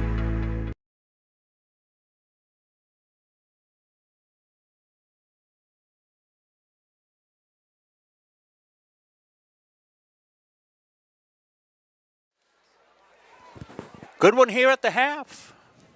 14-12, Gardiner Tigers with a late touchdown. We'll take a look at all the scoring here, Jimmy. Tigers recovered a fumble by the Red 80s early on. It was a duty recovery, and the Tigers went down, marched down. They got an 8-yard touchdown run. That was Chase Burgess to Mishu. Actually, it wasn't a touchdown run. It was a little dump pass, but for all intents and purposes, a run play, as you called it there. Yeah. Look at Mishu there make the play, Jimmy, huh? Yeah. Looks like a young Jim Palmer. I think he's a little taller than I was, or am. So that was a great effort by Mishu. EL got on the board with a 13-yard touchdown pass. Maselli came in the second quarter, did a good job. Dubois. Yeah. Dubois, I'm not sure we'll get the pronunciation for the second half. Dubois, certainly. Dubois is the French pronunciation. I think that's what I was saying. And just did an outstanding job there. And the 2-point conversion. Oh, is that the touchdown? That's a touchdown. The same play they went to. Yeah. That's a 4-yard Maselli to Dubois to make it 12-7. Both extra points they went for did not get. And that was at the end of the half, and it really looked, Jimmy, that's where we would end the first half of play. The Tigers got caught on the earlier onside kick that led to that touchdown that you just saw, but they were ready for the next one. And, you know, sometimes you're good, sometimes you're lucky, but you're better off to be good and lucky. They put the all-hands team in. They got everybody up tight, and then the kickoff came down to Cody Dingwell. And you'll see Cody make a special delivery here. Tigers looking for the onside kick. So weren't we. They cross up the Tigers because they had everybody up, and they kick it down in that dead zone. It looks like the Tigers would be content to just, you know, say, all right, we'll get them in the second half. But no, Cody Dingwell.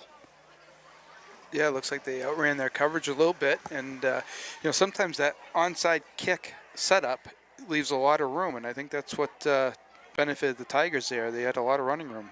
Looked like Dingwell was going to go all the way, and they finally cut it down. 19, Gavin Terrio. Yeah, Terriol's had a good first half. Ran it down, and looked like he might have saved a touchdown. The Tigers unsuccessful in the first 3 plays, but the 4th play, they strike. Yeah, again, nice play by Dingwell. Makes the first man miss. Somebody with a good block there, Jimmy. We want to go back, look at that one, Chris, okay, again? And maybe zoom in on it if Chris can. We're going to... Might have been a receiver out there that I think it was one of the guys came back and made an outstanding block for the Tigers. Jimmy's closer to the monitor. He's got younger eyes than the old guy, too. He'll probably see the number. But it was a great job out there on the block. Was Evan Mishu. And that's the thing that Evan has done all year long. He's really taken a leadership role with this team, Jimmy, doing the things. We saw it last week on the you didn't see it, but Chase Burgess scored a big touchdown run for the Tigers, and it was Evan's block down at the goal line. Came back, made a really good block, and we just saw it again there as well. So really nice block by Mishu there. Dingwell made the first guy miss. Evan got the big block, and Cody went in for the touchdown. A big touchdown, extra point good, as all the Tigers' extra points have been good all year. So that was a big kick as well. So the Tigers lead it here at the half, 14-12. Well, teams are back on the field. The Red Eddies have already done their warm-ups. We'll take a quick break. We'll come back. We'll have an exciting second half here from Edward Little High School on Munsling Media Sports after this.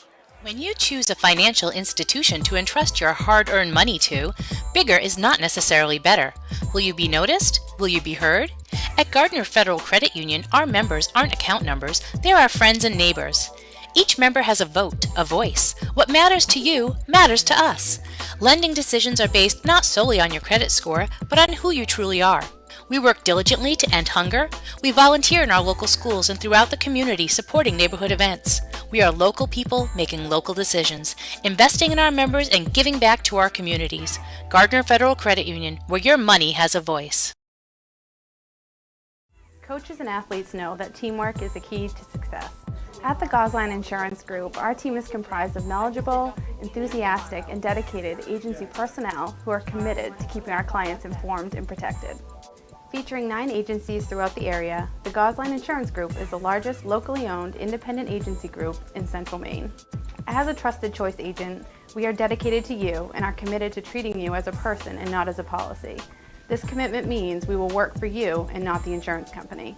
So call us today and let our team put you on the path to success.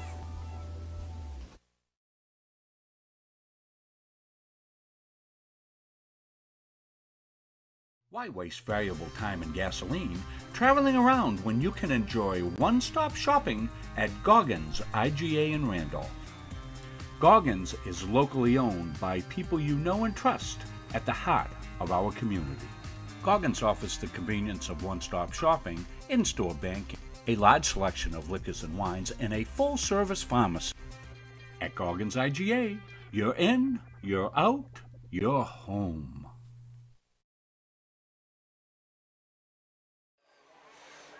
All your weekend needs right there at Goggins IGA. You're in, you're out, you're home. Well, Coach, we had a little bit of everything that first half, huh? We had an onside kick, fumble, a long first quarter. Long first quarter. I just added 30 minutes to the game time there at the half to make sure we don't run out of time. I think we had an inadvertent whistle. So, we have had a little bit. We just had a nice visit by a couple of former Gardiner Tigers. Matt Burgess stopped by the booth. Always good to see Matt. I haven't seen Matt for a while. Yeah, Matt is doing a great job over at Bridgeton Academy.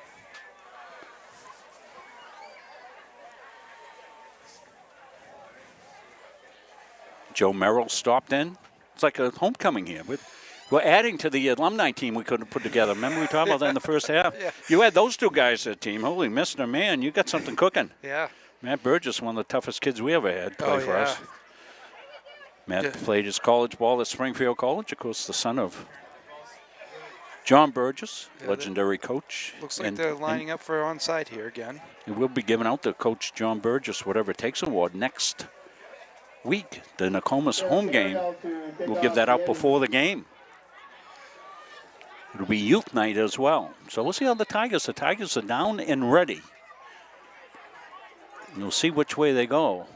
And they will. Nubbet and the Tigers are going to get great field position out over midfield. Yeah, so this is the time you execute the recovery. It was Evan Mishu on the recovery on the hands team for the Tigers. He didn't get that second hop that you want to get up over the first line. So the Tigers will go to work with a short field, almost in 4-down territory right now. Yeah, do you take a shot first play? I think you want to establish the tone here in the second half. I probably don't, although, I used to like to do stuff like that. They're set up for a strong run left side. And they get it. Oh, yeah. Ripped it off to the outside. They gave it to the man in motion, and Burgess faked it up inside and held the Red Eddies.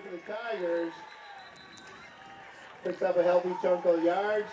Down just outside the Eddies 30-yard line. It's going to be 1st and 10. Well, we said the Tigers starting with it, good field position. Who was that off the left side there? 26. That was Chadwick on the carry. You got Chadwick 26. You got Mishu 25, and sometimes it's hard. It's Chadwick in the backfield.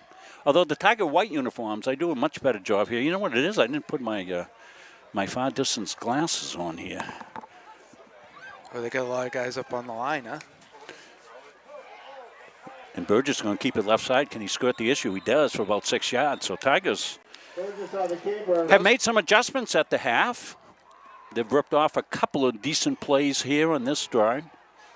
And you got to think that psychologically the Red Eddies, after, thinking they took the lead at the half, and then the Tigers with the big kickoff return by Dingwell, and then the 4th down and 5 touchdown with the nice block by Mishu to get Dingwell in. Yeah. They have to be a little bit questioning themselves here a little bit. If the Tigers can punch one in, we'll see what that does. Burgess wants to throw. He's got his man. He's got Dingwell wide open. He got him. Dingwell down inside the 5 to the 3-yard line. Good battle for the ball there, and Dingwell did a good job adjusting to the throw. Ball's going to be placed at the 3-yard line. It'll be 1st and goal to go for the Gardiner Tigers. Well, we were talking about the first half that Cody Dingwell had. He's duplicating it right here. That was a fake up inside, held everybody. Dingwell ran right down the field. Had that been thrown in stride, he would have walked in the end zone. He had to come back and do a battle, as you said, Jimmy. He made a nice adjustment on the ball. At the 3-yard line, Burgess. They want to run that way. Burgess cuts it inside. He walks into the end zone. Touchdown, Tigers. Chase Burgess, 3-yard touchdown run. So that's the old Bill Belichick theory, coach. Score on the end of the half and score at the beginning of the half. Second half. So Burgess goes in from 3 yards out, set up from the Burgess to Dingwell. Big hit down the middle. Nagy in for the point. They had a little pressure up the middle last time on the extra point. He got it off, but hopefully they clean up that middle. Snap back, it's high, it goes, it's a fake. Oh, it's a fake. It's a fake. And they get the fake. Well done, direct snap, Eli Crook in the end zone, wide open. A little trickery by the Tigers. Yeah. It looked like a high snap, but it was supposed to be a high snap. So that makes it a 10-point lead, 22-12, Tigers. The Gardiner staff must have seen something of them coming hard off the edge and said, I think this is a good time for a fake here. Well, they have the advantage with Nagy being the backup quarterback for the Tigers and well-versed in being able to throw the ball. They threw it to Dingwell earlier, but that time they went to Crook, who's the wingback on the blocking side, and he slipped into the flat wide open. Well, I know EL likes to do that onside kick, but that's one of the downfalls. Yes. Is field position early on. Well, particularly once the Tigers, rally through it and put the hands team out there. Mishu got the extra, was one of the extra guys they put up front there. He got the onside kick out over midfield, and they went 49 yards on it. Tigers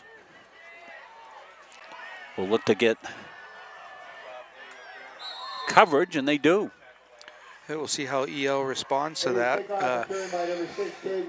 Be good to get a 3-and-out here and get the ball back. Xavier Smith on the special teams tackle for the Tigers. Well, it's early in the second half, no question about it, but you're taking a look at a 10-point lead for the Tigers. They've scored their last 2 possessions, so you have to think that EL needs to match them, Jimmy. That's what you got to match them. Sometimes it's times that you got to match touchdown for touchdown to stay in it. Yeah. To stay in it. So, and they're perfectly capable of doing that. They're going to throw the slant. That slant's been there the whole game. They love that slant. Dubois been there the whole game too, and he's going to go to the house. Well, they answered it, didn't they? They responded. That's the slant that... 66-yard touchdown. Pitch and catch. 66 yards out of the gate. That pass has been there all game. Yeah, and then his... And they took advantage of it. A nice adjustment. Coach Kramer saw something at halftime as well, and he came out, went right to it, and struck gold. Yeah, found the soft spot there, and his speed just took over. EL to go for 2 as they have to make this a 2-point game again.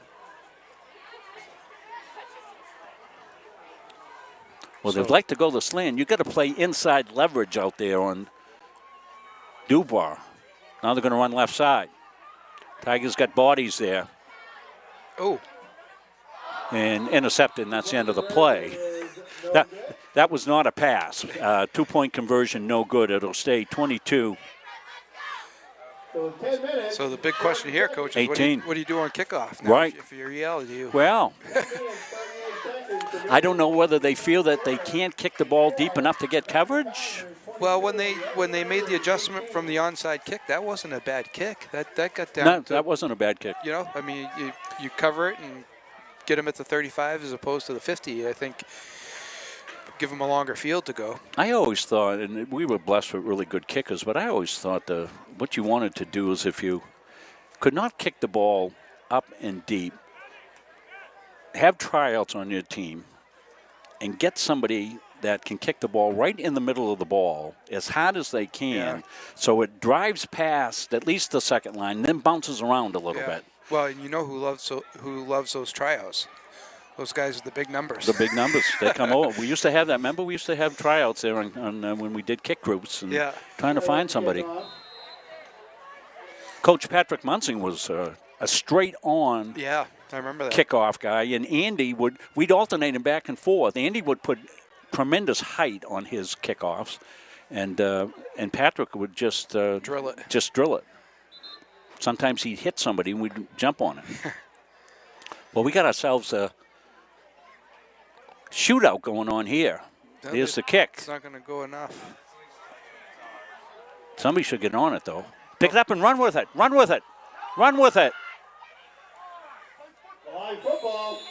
So looked like they had an illegal touch. Yeah, so if they do, and it hasn't gone 10, what you do is you pick it up and go because there's no jeopardy. Yeah. I almost jumped out of the booth. It was on the sideline, too. So it's got to go 10 yards. They touched it before, went 10 yards. So the option for the Tigers is to take the ball there or pick it up. Yeah, he does, but does anybody touch it before the 10 yards? That whole thing looks scary to me. Yeah. It looked like it accidentally hit somebody, not intentionally, but it did look like it caught somebody before it got to the 10-yard mark. Well, that ball is exactly where we started the last drive for the Tigers. So. Tigers, 10 minutes, 29 seconds remaining. Ball at the 44, Chase Burgess. Do running backs. Sometimes they like that little scissors play. Mishu and Chadwick are there. No, it's Duty. Duty's going to go left side. He's got the good wheels. Cuts it to the outside, but he's strung down. Nice open field tackle that time. Red Eddies didn't get beat. They've got beat a lot of times initially, but the good two-way player, Jack Pepin, came over for the tackle. Play by number 31, Yeah, so we've already had more offense in this third quarter, Coach, than we had in the whole first half. Yes.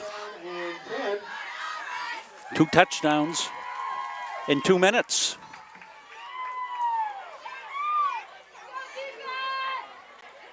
Elliott's going to go far left side. He finally set. Burgess got a 2nd down and 10 to go. Wants to throw. Got pressure. Yep. Burgess turns it on. Wants to throw. He does. Ooh. Ooh. And a beautiful catch and held on. And tough hit there. Zach Christian took the hit.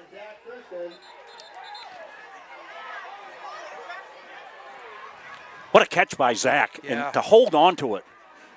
Yeah, and a big lick. I don't think there's a flag. I mean, we're playing. This is, you put pads on to play football. I mean, just because sometimes, big hits, I mean, they're legal. That's the We game. take a look at it. Take a look at it, Jimmy. Yeah, I mean, it looks worse than what it was. I mean, it definitely was a little high, but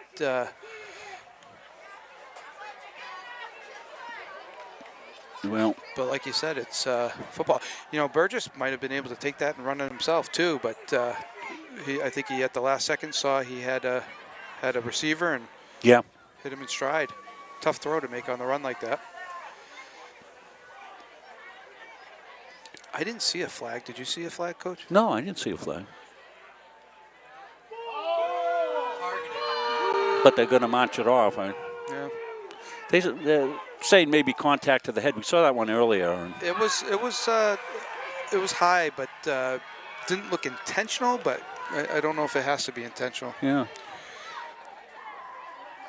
It's not like college. There's no targeting or anything else like that. I mean, it was helmet to helmet. But they hit him high because First down for Gardiner. that got people excited. I don't know. When you were playing, Jimmy, that Mount Blue kid hit you 4 times as hard as that.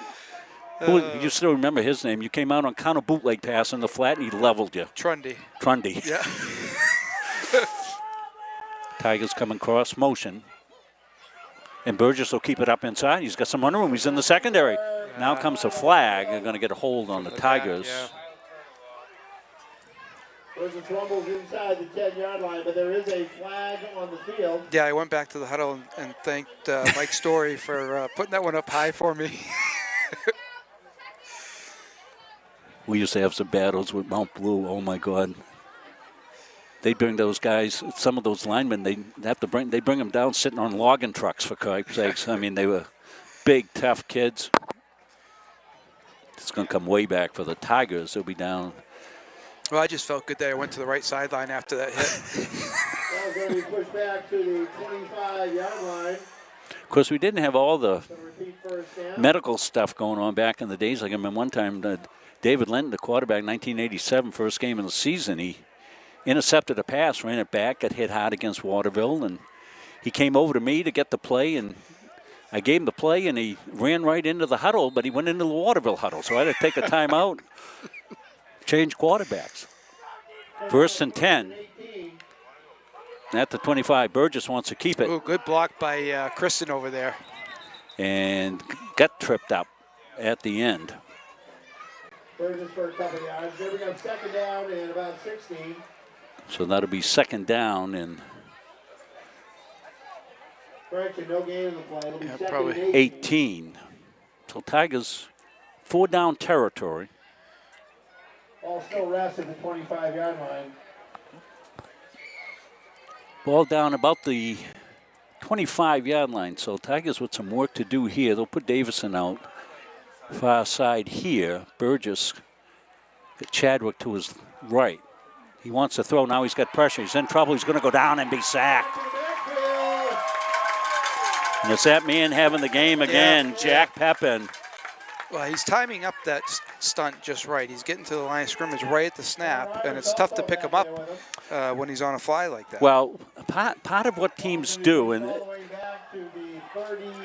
I'm sure the Tigers have it, they've got to do a false clap, and then that guy's going to jump off sides, because what they're doing is they're reading the clap of the quarterback. Timing it up off the clap. Yeah. So I don't know if you can go on 2 claps. You know, I don't know, but it's Yeah. 3rd down and a lot to go here for the Tigers. 4 So Tigers receivers might out. take a shot down the field here and see if they can't draw something. 3rd down and 30. Yeah, see how they're timing They're that timing it up on the clap. Yep.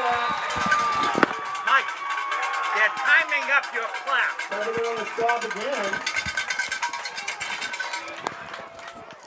So now they're not in 4-down territory, that's for sure. No. All the way back to the 50-yard line now.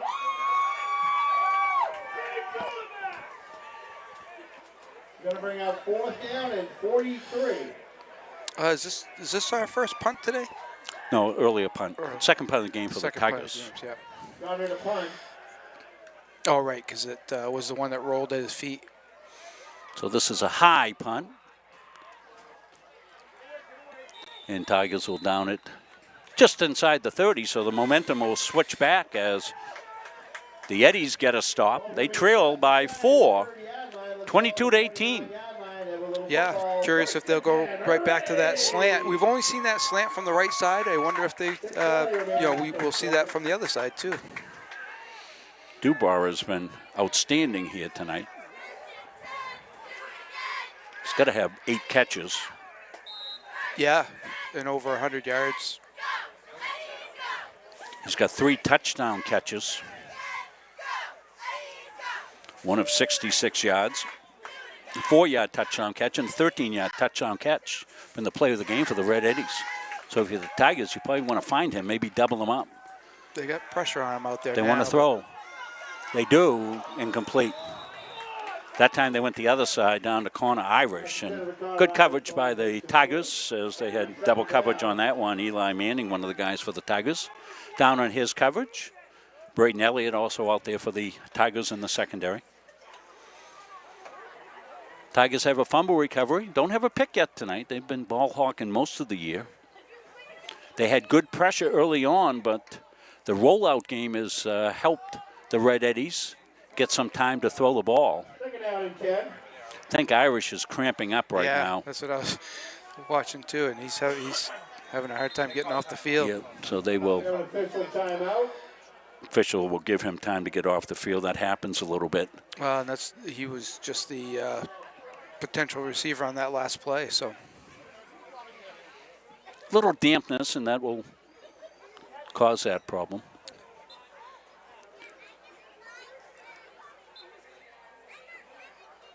See, Rodriguez will come in the game. We saw him earlier playing quarterback, number 3.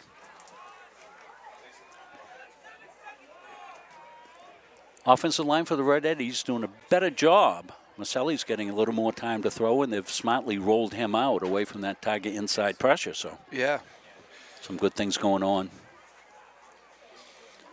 Well, they had the Drive Out Cancer Challenge game. You can still donate to the Drive Out Cancer Challenge. Find them on Facebook.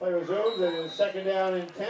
We had planned to do that the other night, but the game got rained out, and we were already scheduled here and over at Central Maine, so we couldn't do that this year. We'll pick it up again next year. Tigers come on a blitz. Run blitz. Pepin on the carry. Pepin, banging, rumbles, rambles, Tigers swarm them. Yeah. Picked up about 5. Oh, we got a late flag here, Coach, after the play. Going to bring up 3rd down and 3. Well, late flags are usually defensive penalties. But we'll see. It looks like they're talking towards the Tigers, so. No face mask against the Tigers, so it's going to be a big one. So it'll be a first down for the Red Eddies. Good competitive game here from Edward Little, the beautiful new high school. Beautiful complex here. Well, the Tigers need to regroup here and just get a stop and settle it down. Get a stop and a drive is what you want to do. And if you're the Red Eddies, you want to keep pushing the envelope and keep getting the ball to their playmaker, Dubar. Here come the Tigers. The throw, incomplete. Yeah, the pressure caused that early release. Maselli, no time to throw theirs. Tigers came on the pressure. Bring up second down, 10 to go, 5:15 stop clock. We'll be at Halldale next week. We've got a couple of games over there on our high school schedules. We pick up the Bulldogs. Monday we'll have field hockey. Wednesday and Thursday, soccer. Yeah, Halldale always has strong soccer programs. Yes, they do. Maselli surveys the scene. He wants to throw. Tigers come with the jailbreak, but they screen underneath it. Nice call to the outside. Pepin gets tackled down. Nice tackle by Eli Manning, but he's going to be close. Going to be close.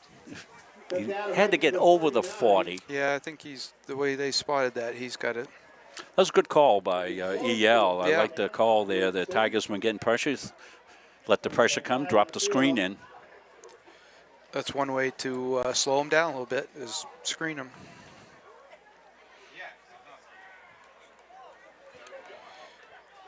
So we've got another discussion here, trying to figure out. There's been more discussions. Yeah, we're talking a lot here.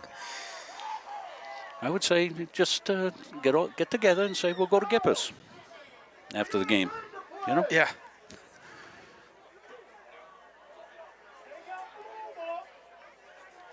I don't know where this official is going back there to get a tee. So what are we doing, Joe? I didn't see a flag or anything, but they're marching him back. Illegal. Maybe there's an illegal. Pushed all the way back to the 41-yard. I'm guessing. Did we look at that? Somebody Maybe the downfield? illegal receiver downfield. I didn't know whether Chris even jumped on that replay. It's gone now, so we don't have it. But that's what I have to guess. That's going to be illegal downfield. You sometimes get that on those screens. So. Yeah, I didn't see. But the I flag. didn't see a flag. Non-flag penalty.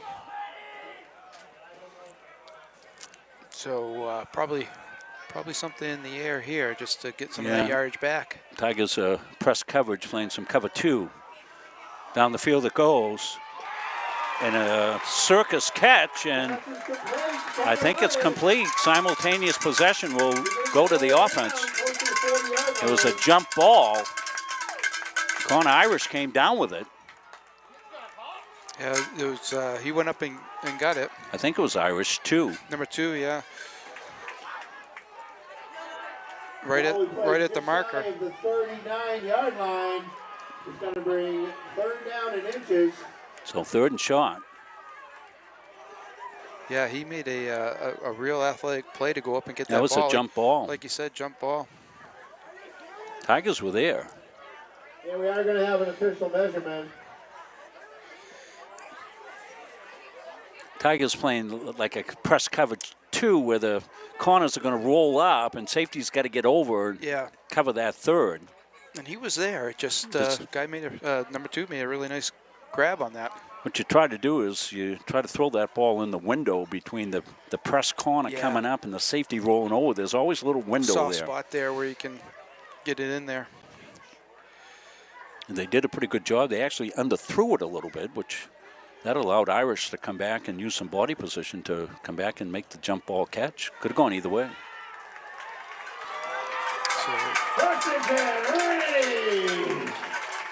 So the Red Eddies get the first down after the penalty, so they had some adversity, and they answer that. They're down at the 39-yard line. They've got a 1st and 10 to go.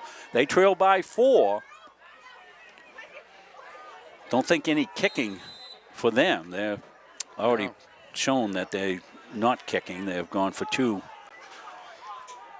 3 times now. It's going to be under haven't center got it here, Coach.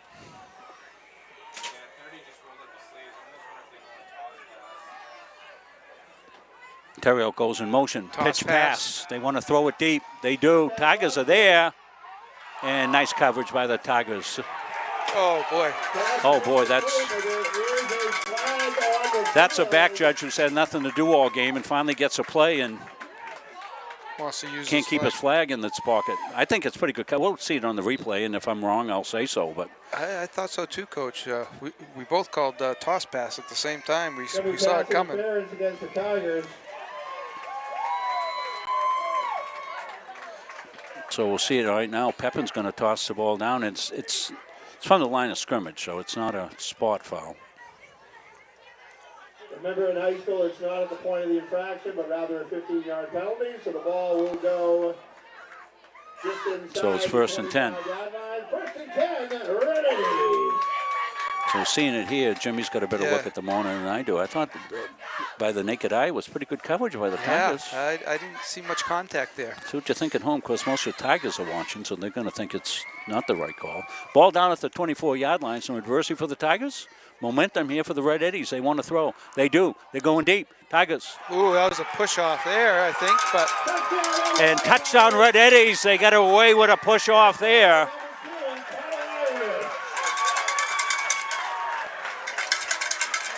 And the Tigers are complaining about that. Connor Irish, you're going to see the replay here, and now they're going to get probably a flag on the Tigers, but just an awful call. Yeah. I mean, it had bearing on the play. Yes. That's how he got himself free, was to push off. And then the official flagged the Tigers. But the injury's out. You're not going to change that. It's 24-22. A lot of game left. And this is where you wish you had a kicker so you could get that three-point difference. But so it's a 22-yard touchdown catch. I think that drive was primarily pass to Irish.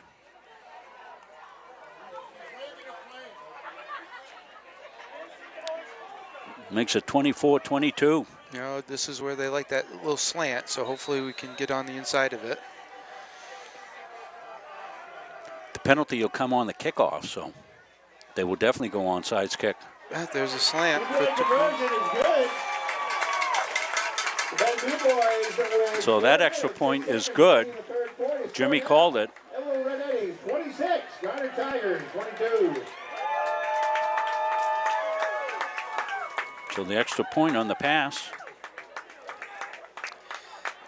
is good. Then the question again is, what is Yale going to onside kick again? I mean, you give up so much field position when you onside kick. Well, they're going to get the 15-yard penalty here, Jimmy, on the unsportsmanlike. So I would certainly think that they will go with an onside kick. Yeah, they've got more room. Here, you know, Tigers got called on the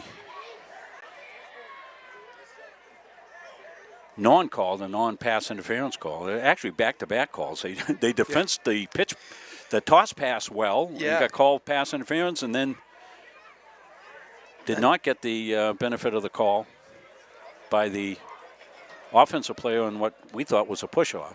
It looks like they got somebody else lining up to kick, Coach. I'm not sure, but number 2 there, Irish, looks like he might be kicking now. Yeah, Irish does kickoffs, and sometimes, you know, they cross as well. So 26-22.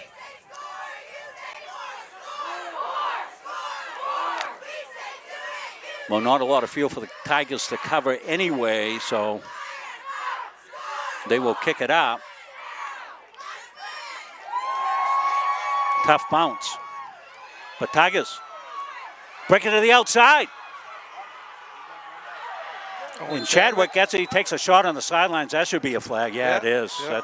That's a headhunter there. Yeah, the game's getting a little out of control here, I think. So the Red Eddies have had trouble with kickoff coverage. Now you know why they kick it down.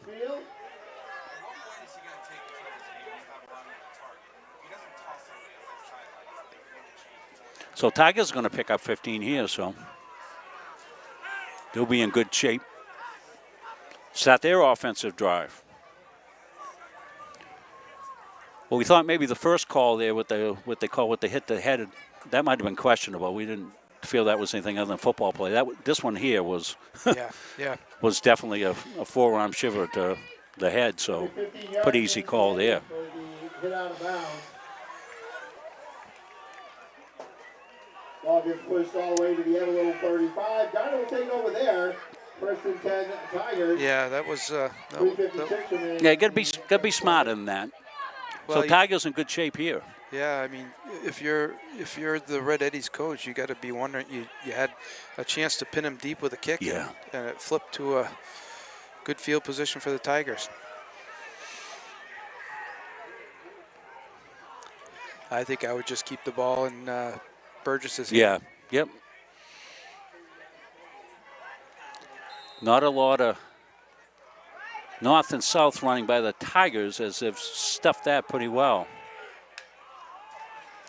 They want to throw it out. They do. Incomplete and almost intercepted. Yeah.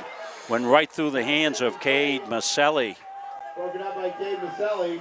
Maselli might have been down the sidelines. Yeah, it looked like he had a hand on it and just started to run. Well, it was in stride, so he just didn't bring it in. I'd really like to see the Tigers go to a false clap. Yeah, because they are coming right up the middle, timing that blitz based on the snap count. Second and 10 at the 35. Davison out here near side. I don't know what. Waiting to set the ball, I guess. Well, there's a discussion on the sidelines. Oh, it's Coach Kramer is discussing something with the officials here, and I've already added 30 minutes at the time of the game. I don't know that I've ever seen this many discussions. Coach, you know what I'd like to see the Tigers do is strong run with Burgess to the outside. Slow those backers down. Yep, pin everybody inside. Yep. Dingwell will come in motion. Nobody's covering him in motion. That ball's tipped. Ball's incomplete. Tigers have had really no answer for the inside blitz. A lot of pressure coming from Jack Pepin. Third down and 10. Yeah, and they're trying to get it to the outside, but Pepin is penetrating and wreaking havoc. You know, one of the things we used to do, Coach, I think, is cut the splits down a little bit and almost go foot to foot to slow them down. Third down, 10 to go. Empty set here.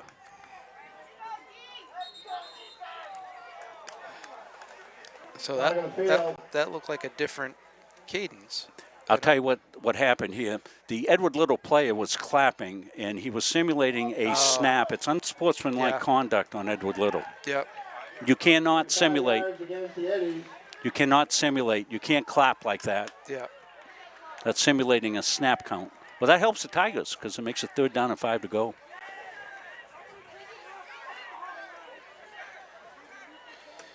So they bring Mishu in here and Kristen. Yeah, Zach's been quiet tonight. They've covered him up pretty well. Tigers in a heavy side left. That's a lot of times. Ball's going to be down to 30. It's third down and 5. A lot of times that's going to be a Chase Burgess run to the left we've seen out of this formation.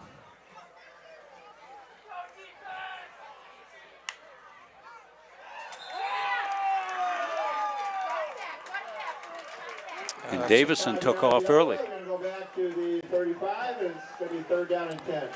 Not sure what Davison was thinking. He's split out. Split out, watch the ball.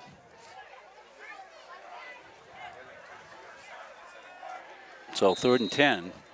Probably 2 down territory, Jim. Yeah, I think so. You know, if you can pick up 2 down territory, you try to look to pick up 5 or 6 on the first one, and then put yourself in a makeable situation on fourth down. Same formation for the Tigers. Dual tight wings left side. And Burgess is going to go. Can he get the corner? Cuts it inside. He does, and picks up probably about the 5 yards. Makes it fourth down and 5 to go. Burgess on the carry. So Tigers wide side the field to the near side here. We'll see what they come up with on fourth down and 5 to go. So neither team has been successful trying to run inside. I think that, you know, both are stopping the run inside. So we're seeing a side-to-side game now. So Burgess will empty it. Wide receivers tight, cross motion. They want to run the jet. Can they get the corner? They get the corner. They'll pick up the first down. Yeah. And Kyle Duty with his speed What I comes like- down to about the 15-yard line. What I like with that, coach, is he's already got a head start of speed, so of running, so he can get that corner that way. First and 10, Gardiner. Yeah, Duty's coming from left to right at full speed, and they're getting the handoff, and they pin the corner. I think that's a good scheme for the Tigers to potentially go back to here, as they've got a first and 10 to go at the 16-yard line. I got wide bunches left over there with Mishu in the pistol.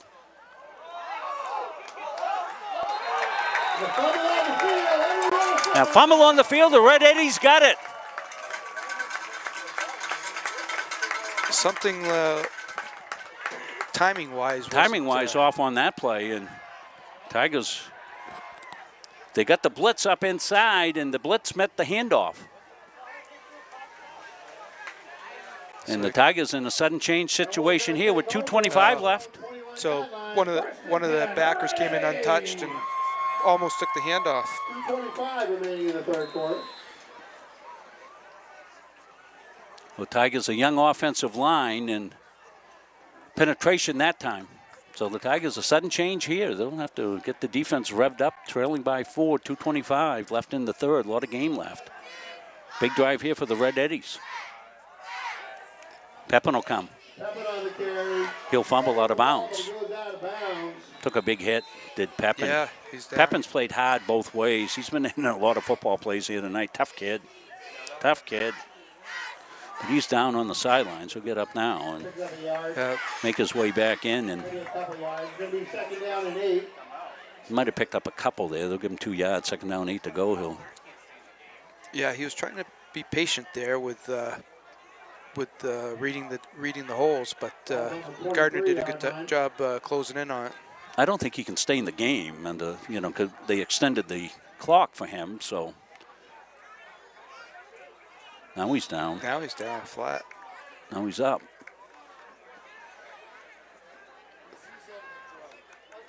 So it's going to be 2nd and 8. Tigers looking for a 3 and out, Jimmy. Yeah, and been a good game.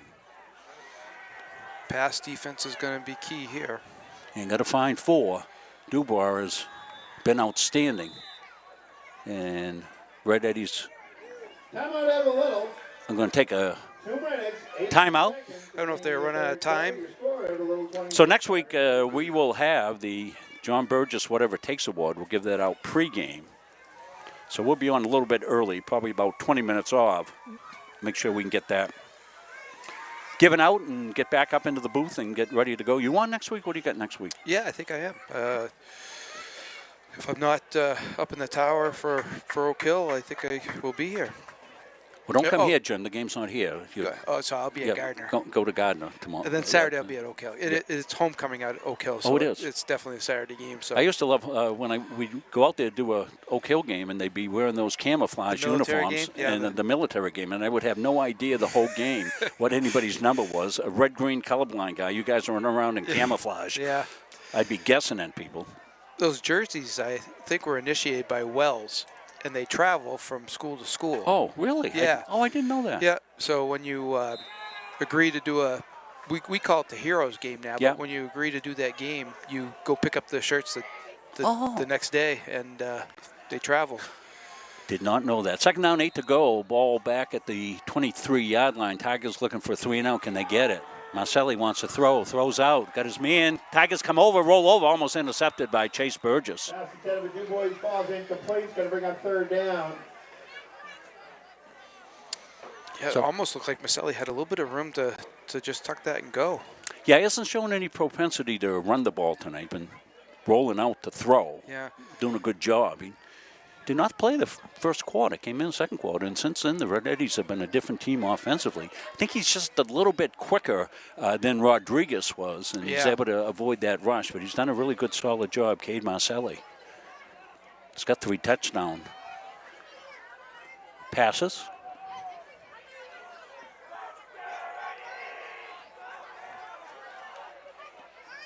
He wants to throw again. No pressure. Surveys the scene. Squeeze that in there.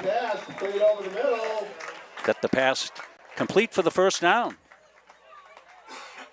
Terrell with the catch. Yeah, I'm not sure if he was, Maselli's cramping up too, it looks like. First down. First and 10, ready. I'm not sure if that was a little hitch there, Coach, or it wasn't the slant that we've been seeing. No, it was a little in underneath curl or something, yeah. First and 10, though, that's the key thing, and they out over the 30-yard line to the 32-yard line. So Red Eddies would like to put together a long, time-consuming drive. 1:39 left to play in the third quarter.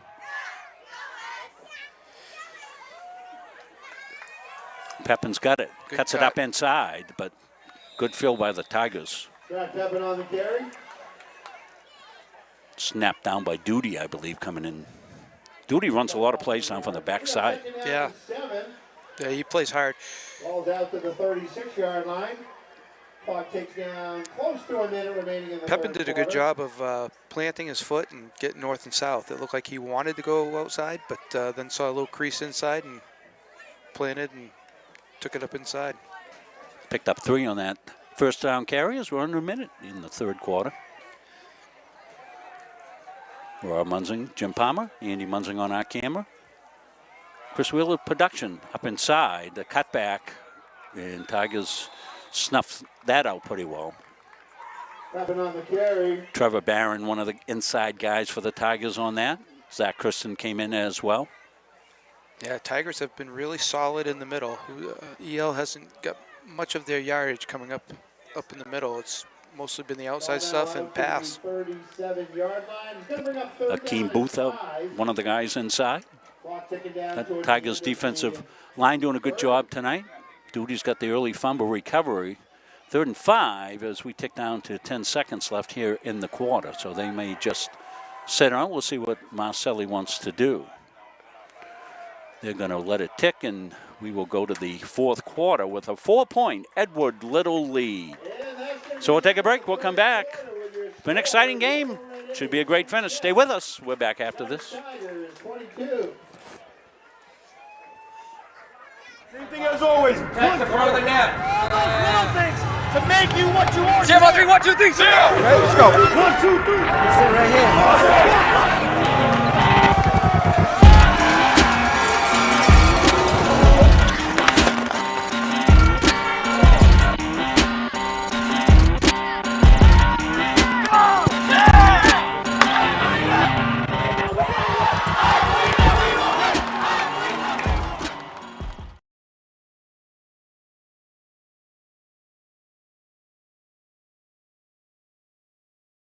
The Hutchinson Family Sports Foundation is proud to support Munzing Media's production of live streaming high school sports. We recognize the hard work and dedication of Maine's high school student athletes, and we applaud Munzing Media's pioneering live streaming efforts. The Hutchinson Family Sports Foundation.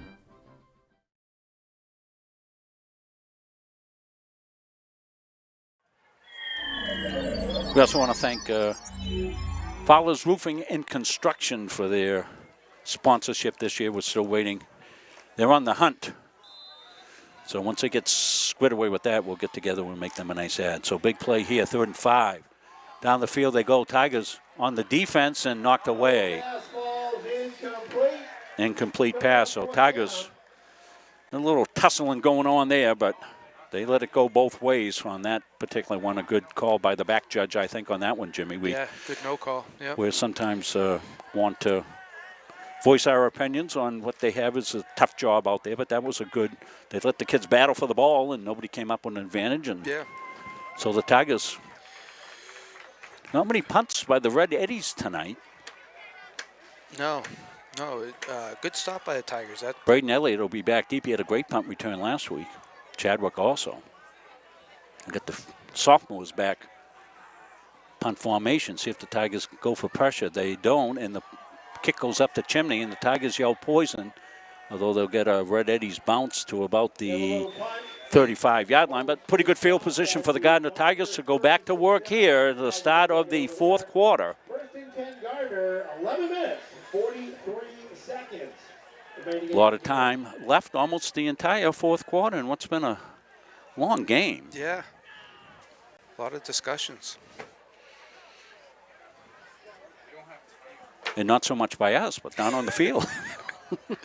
Well, Jimmy and I are discussing the ins and outs and stuff here. Scotty Curtis watching. Hope Scott did his down and backs today. First and 10 for the Tigers. They'll give it up inside. Duty in the secondary. Duty breaks loose over the 50. Down the 40-yard line goes Duty, still on his feet. They can't get him down. Actually, it was Chadwick. Oh, it's Chadwick. Yeah. I'm sorry, off the right side, Chadwick. So Chadwick with a good carry for the Gardiner Tigers on first down. Owen Chadwick, the sophomore. Yeah, it'd be nice to put a good long drive here, Coach. It's easy to fall in love with quick scores, but, you know, getting some momentum. And yeah, grind them out, 1, 2, 3. Yes, I agree, Jim. First and 10 for the Tigers. They're in 4-down territory now as they just nudged inside the 40-yard line. Good Chadwick run. They'll come motion far side. Will Elliott. Now he'll stop and set up.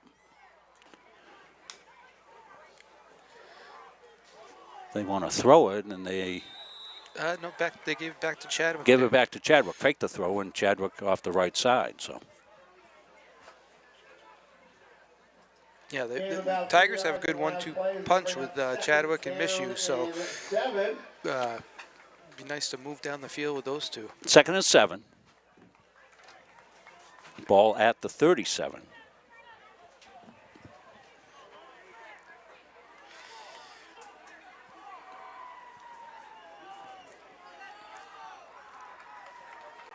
Tigers will empty the backfield.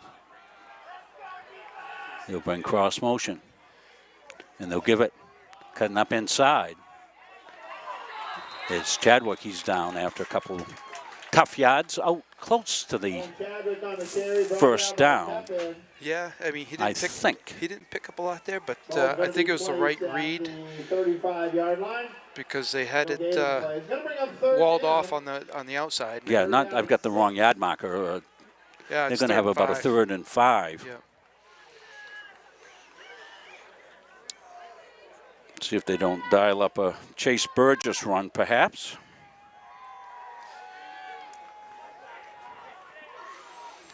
They're in that formation with the blocking back to the right side. And it is Burgess. He wants to keep. Can he get to the outside? He does. Squares it up. Dances. Still on his feet. Burgess stepped out of bounds across the way, but he's got the first down. Yeah. EL brought pressure, but away from their strength, which was allowed Burgess to have a lot of room to run over there. That's your strong run, Jimmy, where they put the double blocking backs over there tight. Yeah. Burgess has got a halfback that side. It's what we used to call student body right, Jim. Yeah. Everybody on that side, and Burgess is able to get the corner. So he stepped out at the 25, 1st and 10 for the Tigers at the 25. I think we got a timeout. 4-point lead for the Red Eddies, so we will get the Tigers having to go down and score. Timeout on the field. So let me 31 seconds remaining in your game. Let me project ahead. If the Tigers score, that'll make it a 2-point game. They'll kick to make it a 3-point game. So no sense in going for a 2-point conversion in that sense. And Nagy's been perfect. Well, they did already fake it once for. Yeah, well, especially where EL hasn't shown right. that they'll kick it. Yeah, a exactly. Field goal's enough. We'll be picking up Gardiner High School field hockey and soccer and volleyball as we move through the end of September into October. They all seem to be having pretty good seasons, seasons, too. Good seasons so far for the Tiger athletes. Tigers must have taken the time out.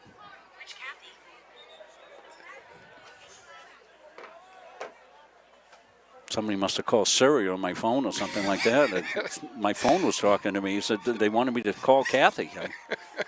I I don't want Beth to hear that. She's over in the other booth. Call Kathy. Who's Kathy? That was funny. I wonder why you guys are looking at me funny. I have my headphones on. Chris is laughing over there. My phone's saying, do you want me to call Kathy? Well, if I knew a Kathy, I've forgotten her. First and 10 for the Tigers on the 25. I get nervous, Coach, if it told you to pick up milk, because that's what you used to get at practices. Yeah. Burgess in trouble. Uh-oh. Going to dance inside, and he's going to save a play is what he's going to do. He made something out of nothing. Yeah, he picked up a yard and what could have been like a 10 or 12-yard loss. The Edward Little defense has spent a lot of time chasing Chase Burgess tonight and maybe a little fatigued. Burgess has come up a touch skimpy here. Second down and 8. 8:56 left to go. Duty will come out here. Davidson paired up with him. This might be that motion strong run, motion, speed potentially, and they will. They'll give it to Duty, but Pepin said, "I've seen it." Yeah, Pepin said, "I've seen it." Yeah. Good player. Pepin's a good player. Played a lot of football tonight.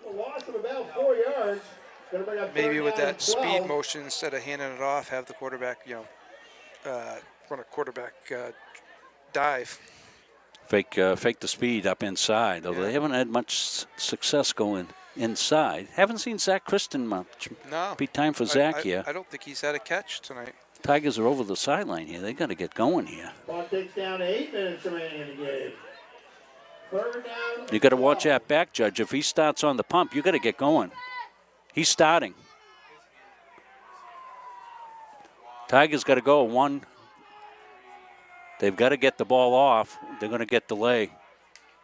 They just get it off. They got to break. That was close. Underneath. There he is. Zach Kristen. Touchdown, Tigers. Pass over the middle to number 88. They were close to not getting that off, but Boy, they were very close to getting that off. I think if you had a clock that ticked down, I think the back judge gave them a little bit, and they usually do. Yeah. Take a look at the play, Jimmy. There's Zach. We said they hadn't gotten him much. They do this time right down the middle, and Zach wiggles himself out. They ran a dual route. Just a tight end seam. And what a catch. I mean, back shoulder throw, he goes up and gets it. So Tigers up by 2. They'll go for the kick here. Good play call there. Nagy for the kick. Snaps back, ball's down, kicks up. Off in time and perfect for Nagy. He continues to be perfect on the season. That was a 28-yard touchdown catch to Zach Christian. So Burgess to Christian.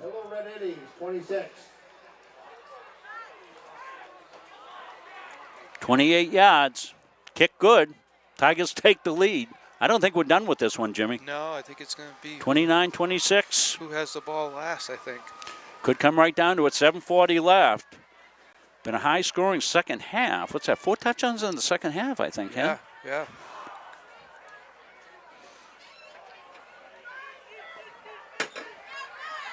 So I made iced coffee to bring tonight, Jimmy. That was a bad move. It's a little chilly here. Not bad, 53 degrees, great football weather. What a night for football, and what a game we've had. We're glad you're enjoying this one here tonight. Zach Kristen, I think he scored in every single game for the Tigers. Well, not obviously when they got shot by Masalonsky, but in the wins. And been a little quiet tonight, but not now. And they get set to kick off. Tigers will look for the good coverage. Some good coverage here. Kick down about the 15-yard line. Pepin's got it. He's skirting out. He's got running room. Out at midfield, over midfield. And he's still going. Down to the 2-yard line. No flags down. He ran out of gas there. Well, this kid has played a heck of a game tonight.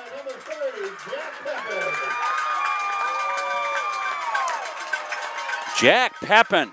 Tigers had him hemmed in. They did. They lost the contain. Neither team has covered great on kickoffs here tonight. Kickoffs have been a big part of the game, and yeah, we come right Tigers lost leverage right there. You got to make that tackle right there, and then Pepin danced to the outside, and good wheels for the big man. Tigers chased him down, but first and goal to go for the Red Eddies. The ball. Yeah, it looked like. Seemed we're going to put it at the 3-yard line. Yeah. Yeah, going to be first and goal at the 3. Looked like Eli Manning was the one that chased him down. Maselli got Pepin back there. High snap. High snap, wants to throw. He's going to be in trouble. He's sacked down at the 13-yard line. Eli Farias came in for the Tigers. And what looked like it could have been a punch, and that looked like a broken play to me, Jimmy. Something awry on that play. High snap to begin with, and then, it might have thrown the timing off. Maselli has got to come out. He's cramped up badly. So if you're the Gardiner Tigers, you want to find number 4, and you want to play inside leverage on him because he's going to run a post. I guarantee you that's what they're going to go to. Yep. So lock him, play him inside. Take away that slant that he's been running all night.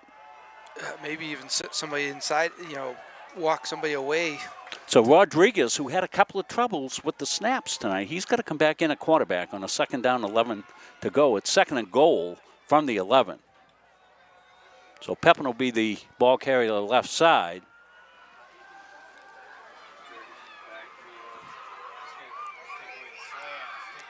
To throw. And good tackle. Tigers will make the tackle. Dubois made a good play, nice catch. Nick McKay came over and made the tackle for the Tigers. 3rd down inside the 5 at the 4-yard line, so they pick up most of that loss. 6:26.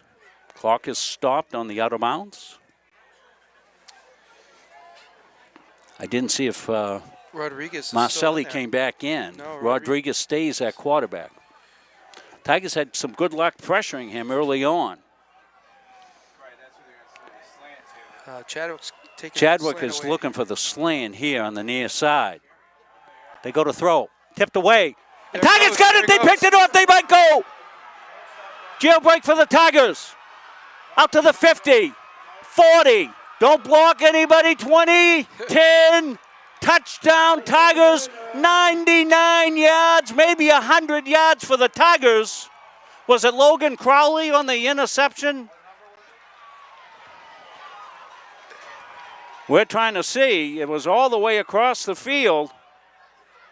Yeah, the interception for the Tigers. I think it was Crowley. We're all trying to get the number. It was Eli Farias who made the sack tackle. Interception for Farias. And he went how many yards? Let's see where he picks it off. Is it in the end zone? It might be the longest return. Yeah. 100-yard interception return for Eli Farias. I got to think that sets a school record for the longest touchdown interception return in Gardiner history since 1892. And it changes the game, 35-26. This has been a wacko affair. Yeah. Well, EL ran the slant to the other side. And, yes. Gardiner was ready for it. That thing's dribbled. That's trouble with a capital T. That ball's down and plays over. 35-26. 5 minutes, 49 seconds. Remaining in the game. The score now, Gardiner Tigers 35, Illo Red Eddies 26. So even with a touchdown and a 2-point conversion, the Tigers will maintain a 1-point lead if that happens. Yeah. It's a two-score game. It's wacky. Well, what a game this has been. Especially with the onside kick. Yeah, 35.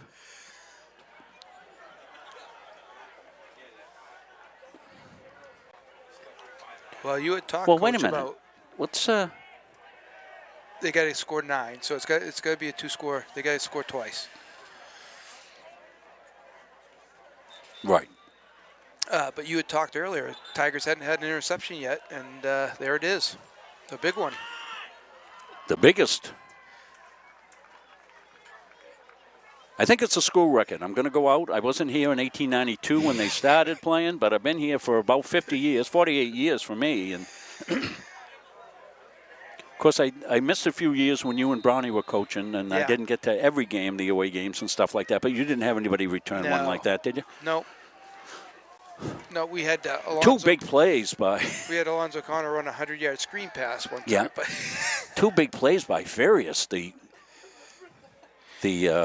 The sack, and then the interception. So Tigers looking to do a better job here this time, and they still lose their contain. Be getting some tryouts on the contain team. Joe Hanley came over, made the tackle for the Tigers.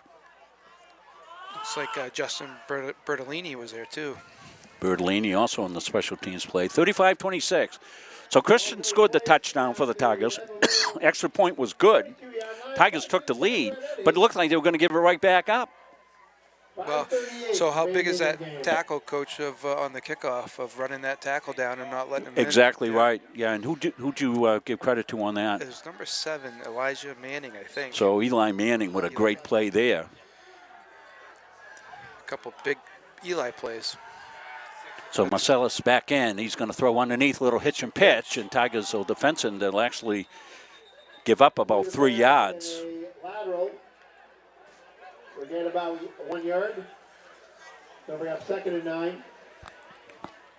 Well, we just couldn't see who made the interception all the way in the end zone and blocked out. And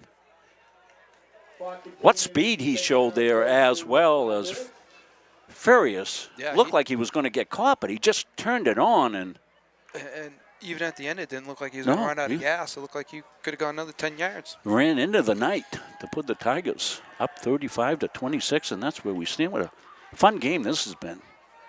Wackadoodle. Not over yet. Chadwick came in, missed it, thrown, and caught and maybe gone out of bounds. A lot of kids cramping up tonight, and I think it's the dampness. Of course, Dubois is, he's run about four marathons here tonight up and down the field. What a player he's been. So 3rd down, 8 to go. Maselli's back in the game, so.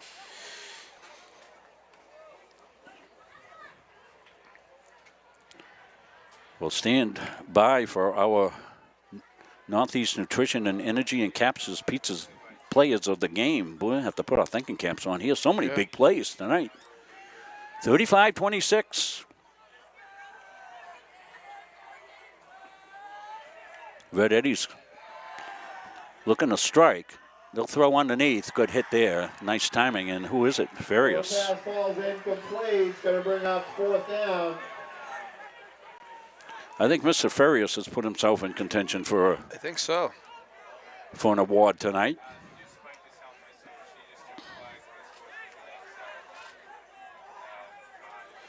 I think we got a penalty on EL for throwing a helmet. Okay. Yeah, they've lost their composure a little bit. They came in thinking, okay, hey, this is a game we can win. They knew Tigers 2-1. They looked at who they played, and they went, you know what, we can play with these guys. And they have. They have. It's been a really good game. Well, and EL was responding to every time Gardiner scored.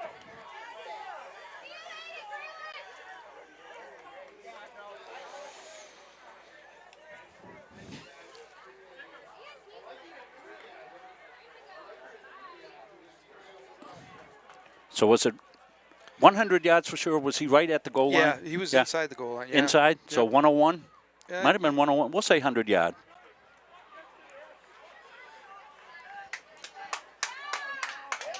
So they'll go back here, and 15-yard penalty against the Eddies. it's going to bring up a 4th down and a lot. Forever. 4th down forever. So you're the Tigers, Jimmy. Do you go with the pressure? You go with the prevent and try to keep them underneath? I would say prevent. Keep everything in front of you. That's what the Tigers look like they're going to do. They've got a 3-man rush, but in from the backside they come, and the ball is going to be intercepted. Yeah. Gardiner intercepted it close to midfield. 29.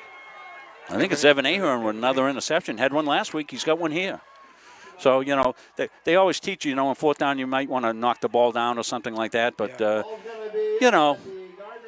Hard to take that. In this situation right here, I think you just play football, Jimmy. You just, you know, you just make the play. Yep. Make the play. Yep. So Ahern. It was a nice little play. Nice grab, too. Yeah, you know, Coach, at this point in the game, you want to tell your players, if you're the Tigers, keep their composure. Yeah, keep their composure. So they can play next week. Exactly right. Don't get caught up in any of the hysterics that could occur here as we go forward.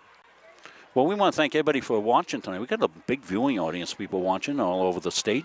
Red Eddie's fans, Tiger fans, neutral fans, fans of Jimmy Palmer.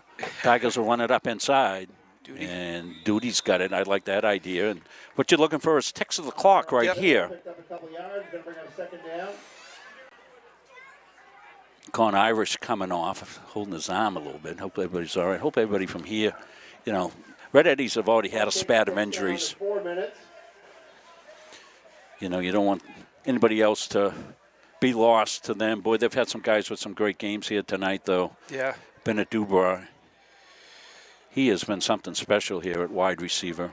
Yeah. Dubois is Pepin both sides of the ball. Pepin playing hard, almost a kickoff return. This Red Eddie's team, they've got some talented kids. They're going to win some games. They've got some things to fix up a little bit, but they've got some kids that can play, and they've got a little easier schedule going forward here. We got another stoppage. And Tigers took timeout. Didn't like something they saw. I see Tim Bonifant, Timmy Gunn, watching. Greg Conniff, the condo. Yeah, Greg used to be our kickoff guy. You remember, Jimmy. He'd kick the ball off and then go screaming downfield. He was like a runaway Winnebago coming down on the Jake break, you know. He's just out of control and careening, running into guys. Yeah. Lawrence over Coney 40-7 is the report that we're getting. Coney, hope those kids aren't lost for the season. Been there, done that. Sonny Indy and I were talking about his senior year when Indy got hurt. The first scrimmage of the year, dislocated his ankle up at Messalonsky. Yeah. Zach Burke had back injuries, back problems. He couldn't play. Yep. And then Vinny LaValle was banged up. Yeah. The first game of the year, we're running the clock out to go to overtime. And I tell Vinny, okay, don't go out of bounds, Vinny. Just stay in bounds and the clock will run out. So he gets to the sideline and goes to stop and tears his ACL. So we lost those guys, all two-way, you know. They'd all been all-state players the year before. They were all conference players, every single one of them. And we lost those guys. Big and losses. I think we lost somebody else, too. My gosh. I got stupid overnight. Ooh, nice Tiger slash through. This is Chadwick on the spin down inside close to the 40-yard line. I think it was actually Mishu, Coach. It's Mishu. I'm sorry. Evan picks up the first down with a run by Evan Mishu. Evan's got that move. I should have recognized it, that signature move where he gets down, gets in low, and then he does the washing machine move, I call it. Watch it right here. He does the old, spin cycle right here. Down close to 3 minutes remaining in your game. Yep. Spin cycle. Yeah, you're right, Jimmy. Tigers just want to get this thing get out of here put to healthy bed. And have everybody for next week. Sandwiches will taste good after the game. Burgess has got two backs. He's milking the clock. He's watching the back, Judd. He milked it one time there on the touchdown pass to Zach Christian that we were coming out of the booth unhinged because we thought they were going to take the delay game. So he's waiting for the clock to stop. Good discipline here by the Tigers. Red Eddies want to jump it. They do, but Tigers come to the outside. Can they get the outside? They can. Good pressure there. Initially, Dawson Breton came in from the corner position there, and Tigers were just trying to run the clock off and take care of business here. It doesn't look like EL is going to use their timeout, so. Which I'm surprised. Yeah, it's a two-score game. You get the ball back, score, an onside kick, like they. Of course, they have no kick game. They, it's not like they could score and then, try to get some kick a field goal. So. Yeah.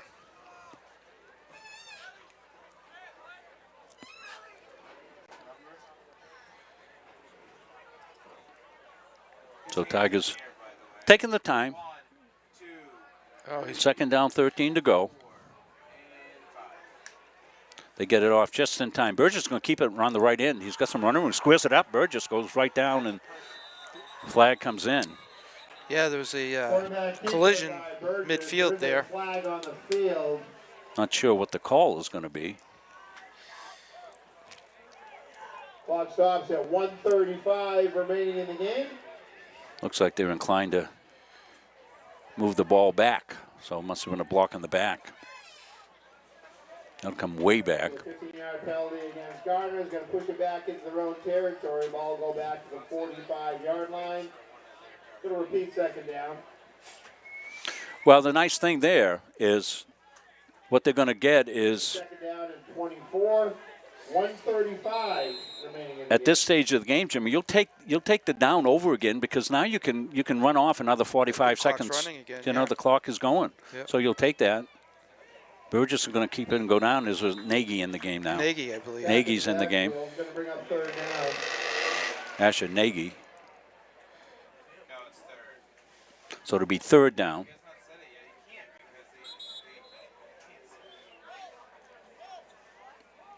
So You got an official timeout. 1 minute, 9 seconds remaining in your game. So with this stop clock on the EL injury, Tigers basically they can take a knee here, run a play. You should the clock will start again. Right. So they'll wind it. So they're gonna wind the clock. Let it run till the pumping and then take a knee. Yeah, or take a timeout and run your play. So.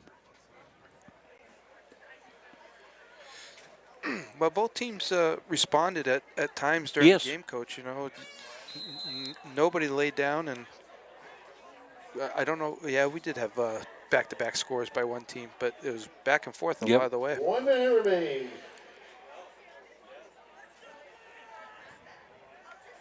So Tigers with a 3rd and 24. They won't think to do anything other than Although they got the empty backfield.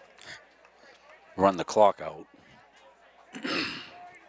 They'll be able to watch the back judge and show discipline to be able to snap the ball just before the time runs out. Hands up, 5 seconds.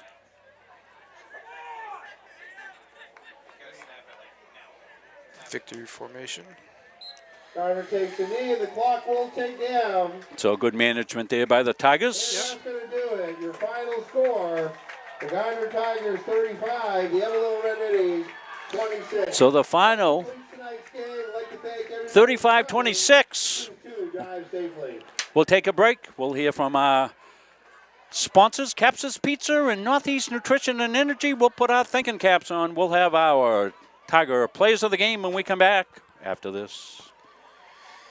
Feel like cooking dinner? Call Caps's Pizza in Farmingdale. You can make the whole family happy with our award-winning pizza, sandwiches made on fresh baked bread, delicious nachos, or salads made to order. And don't forget the whoopie pies. We pride ourselves on fast, friendly service and an overall experience that's better than you might expect from a pizza place. So order Caps's tonight. Pick it up, have it delivered, or enjoy our dining room. Give us a call at 582-0522 or enjoy the convenience of online ordering at capsuspizza.com.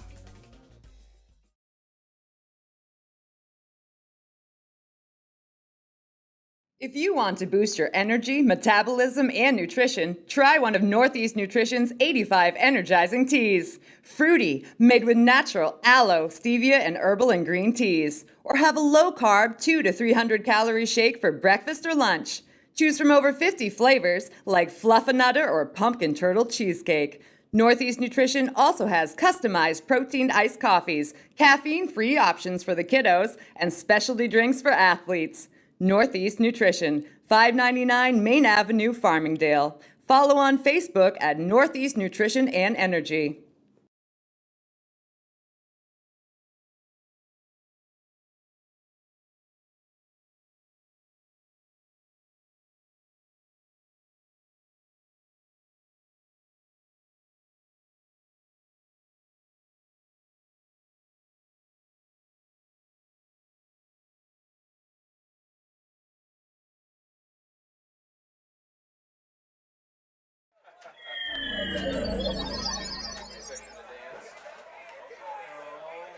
We are back here jubilant. Gardiner Tigers.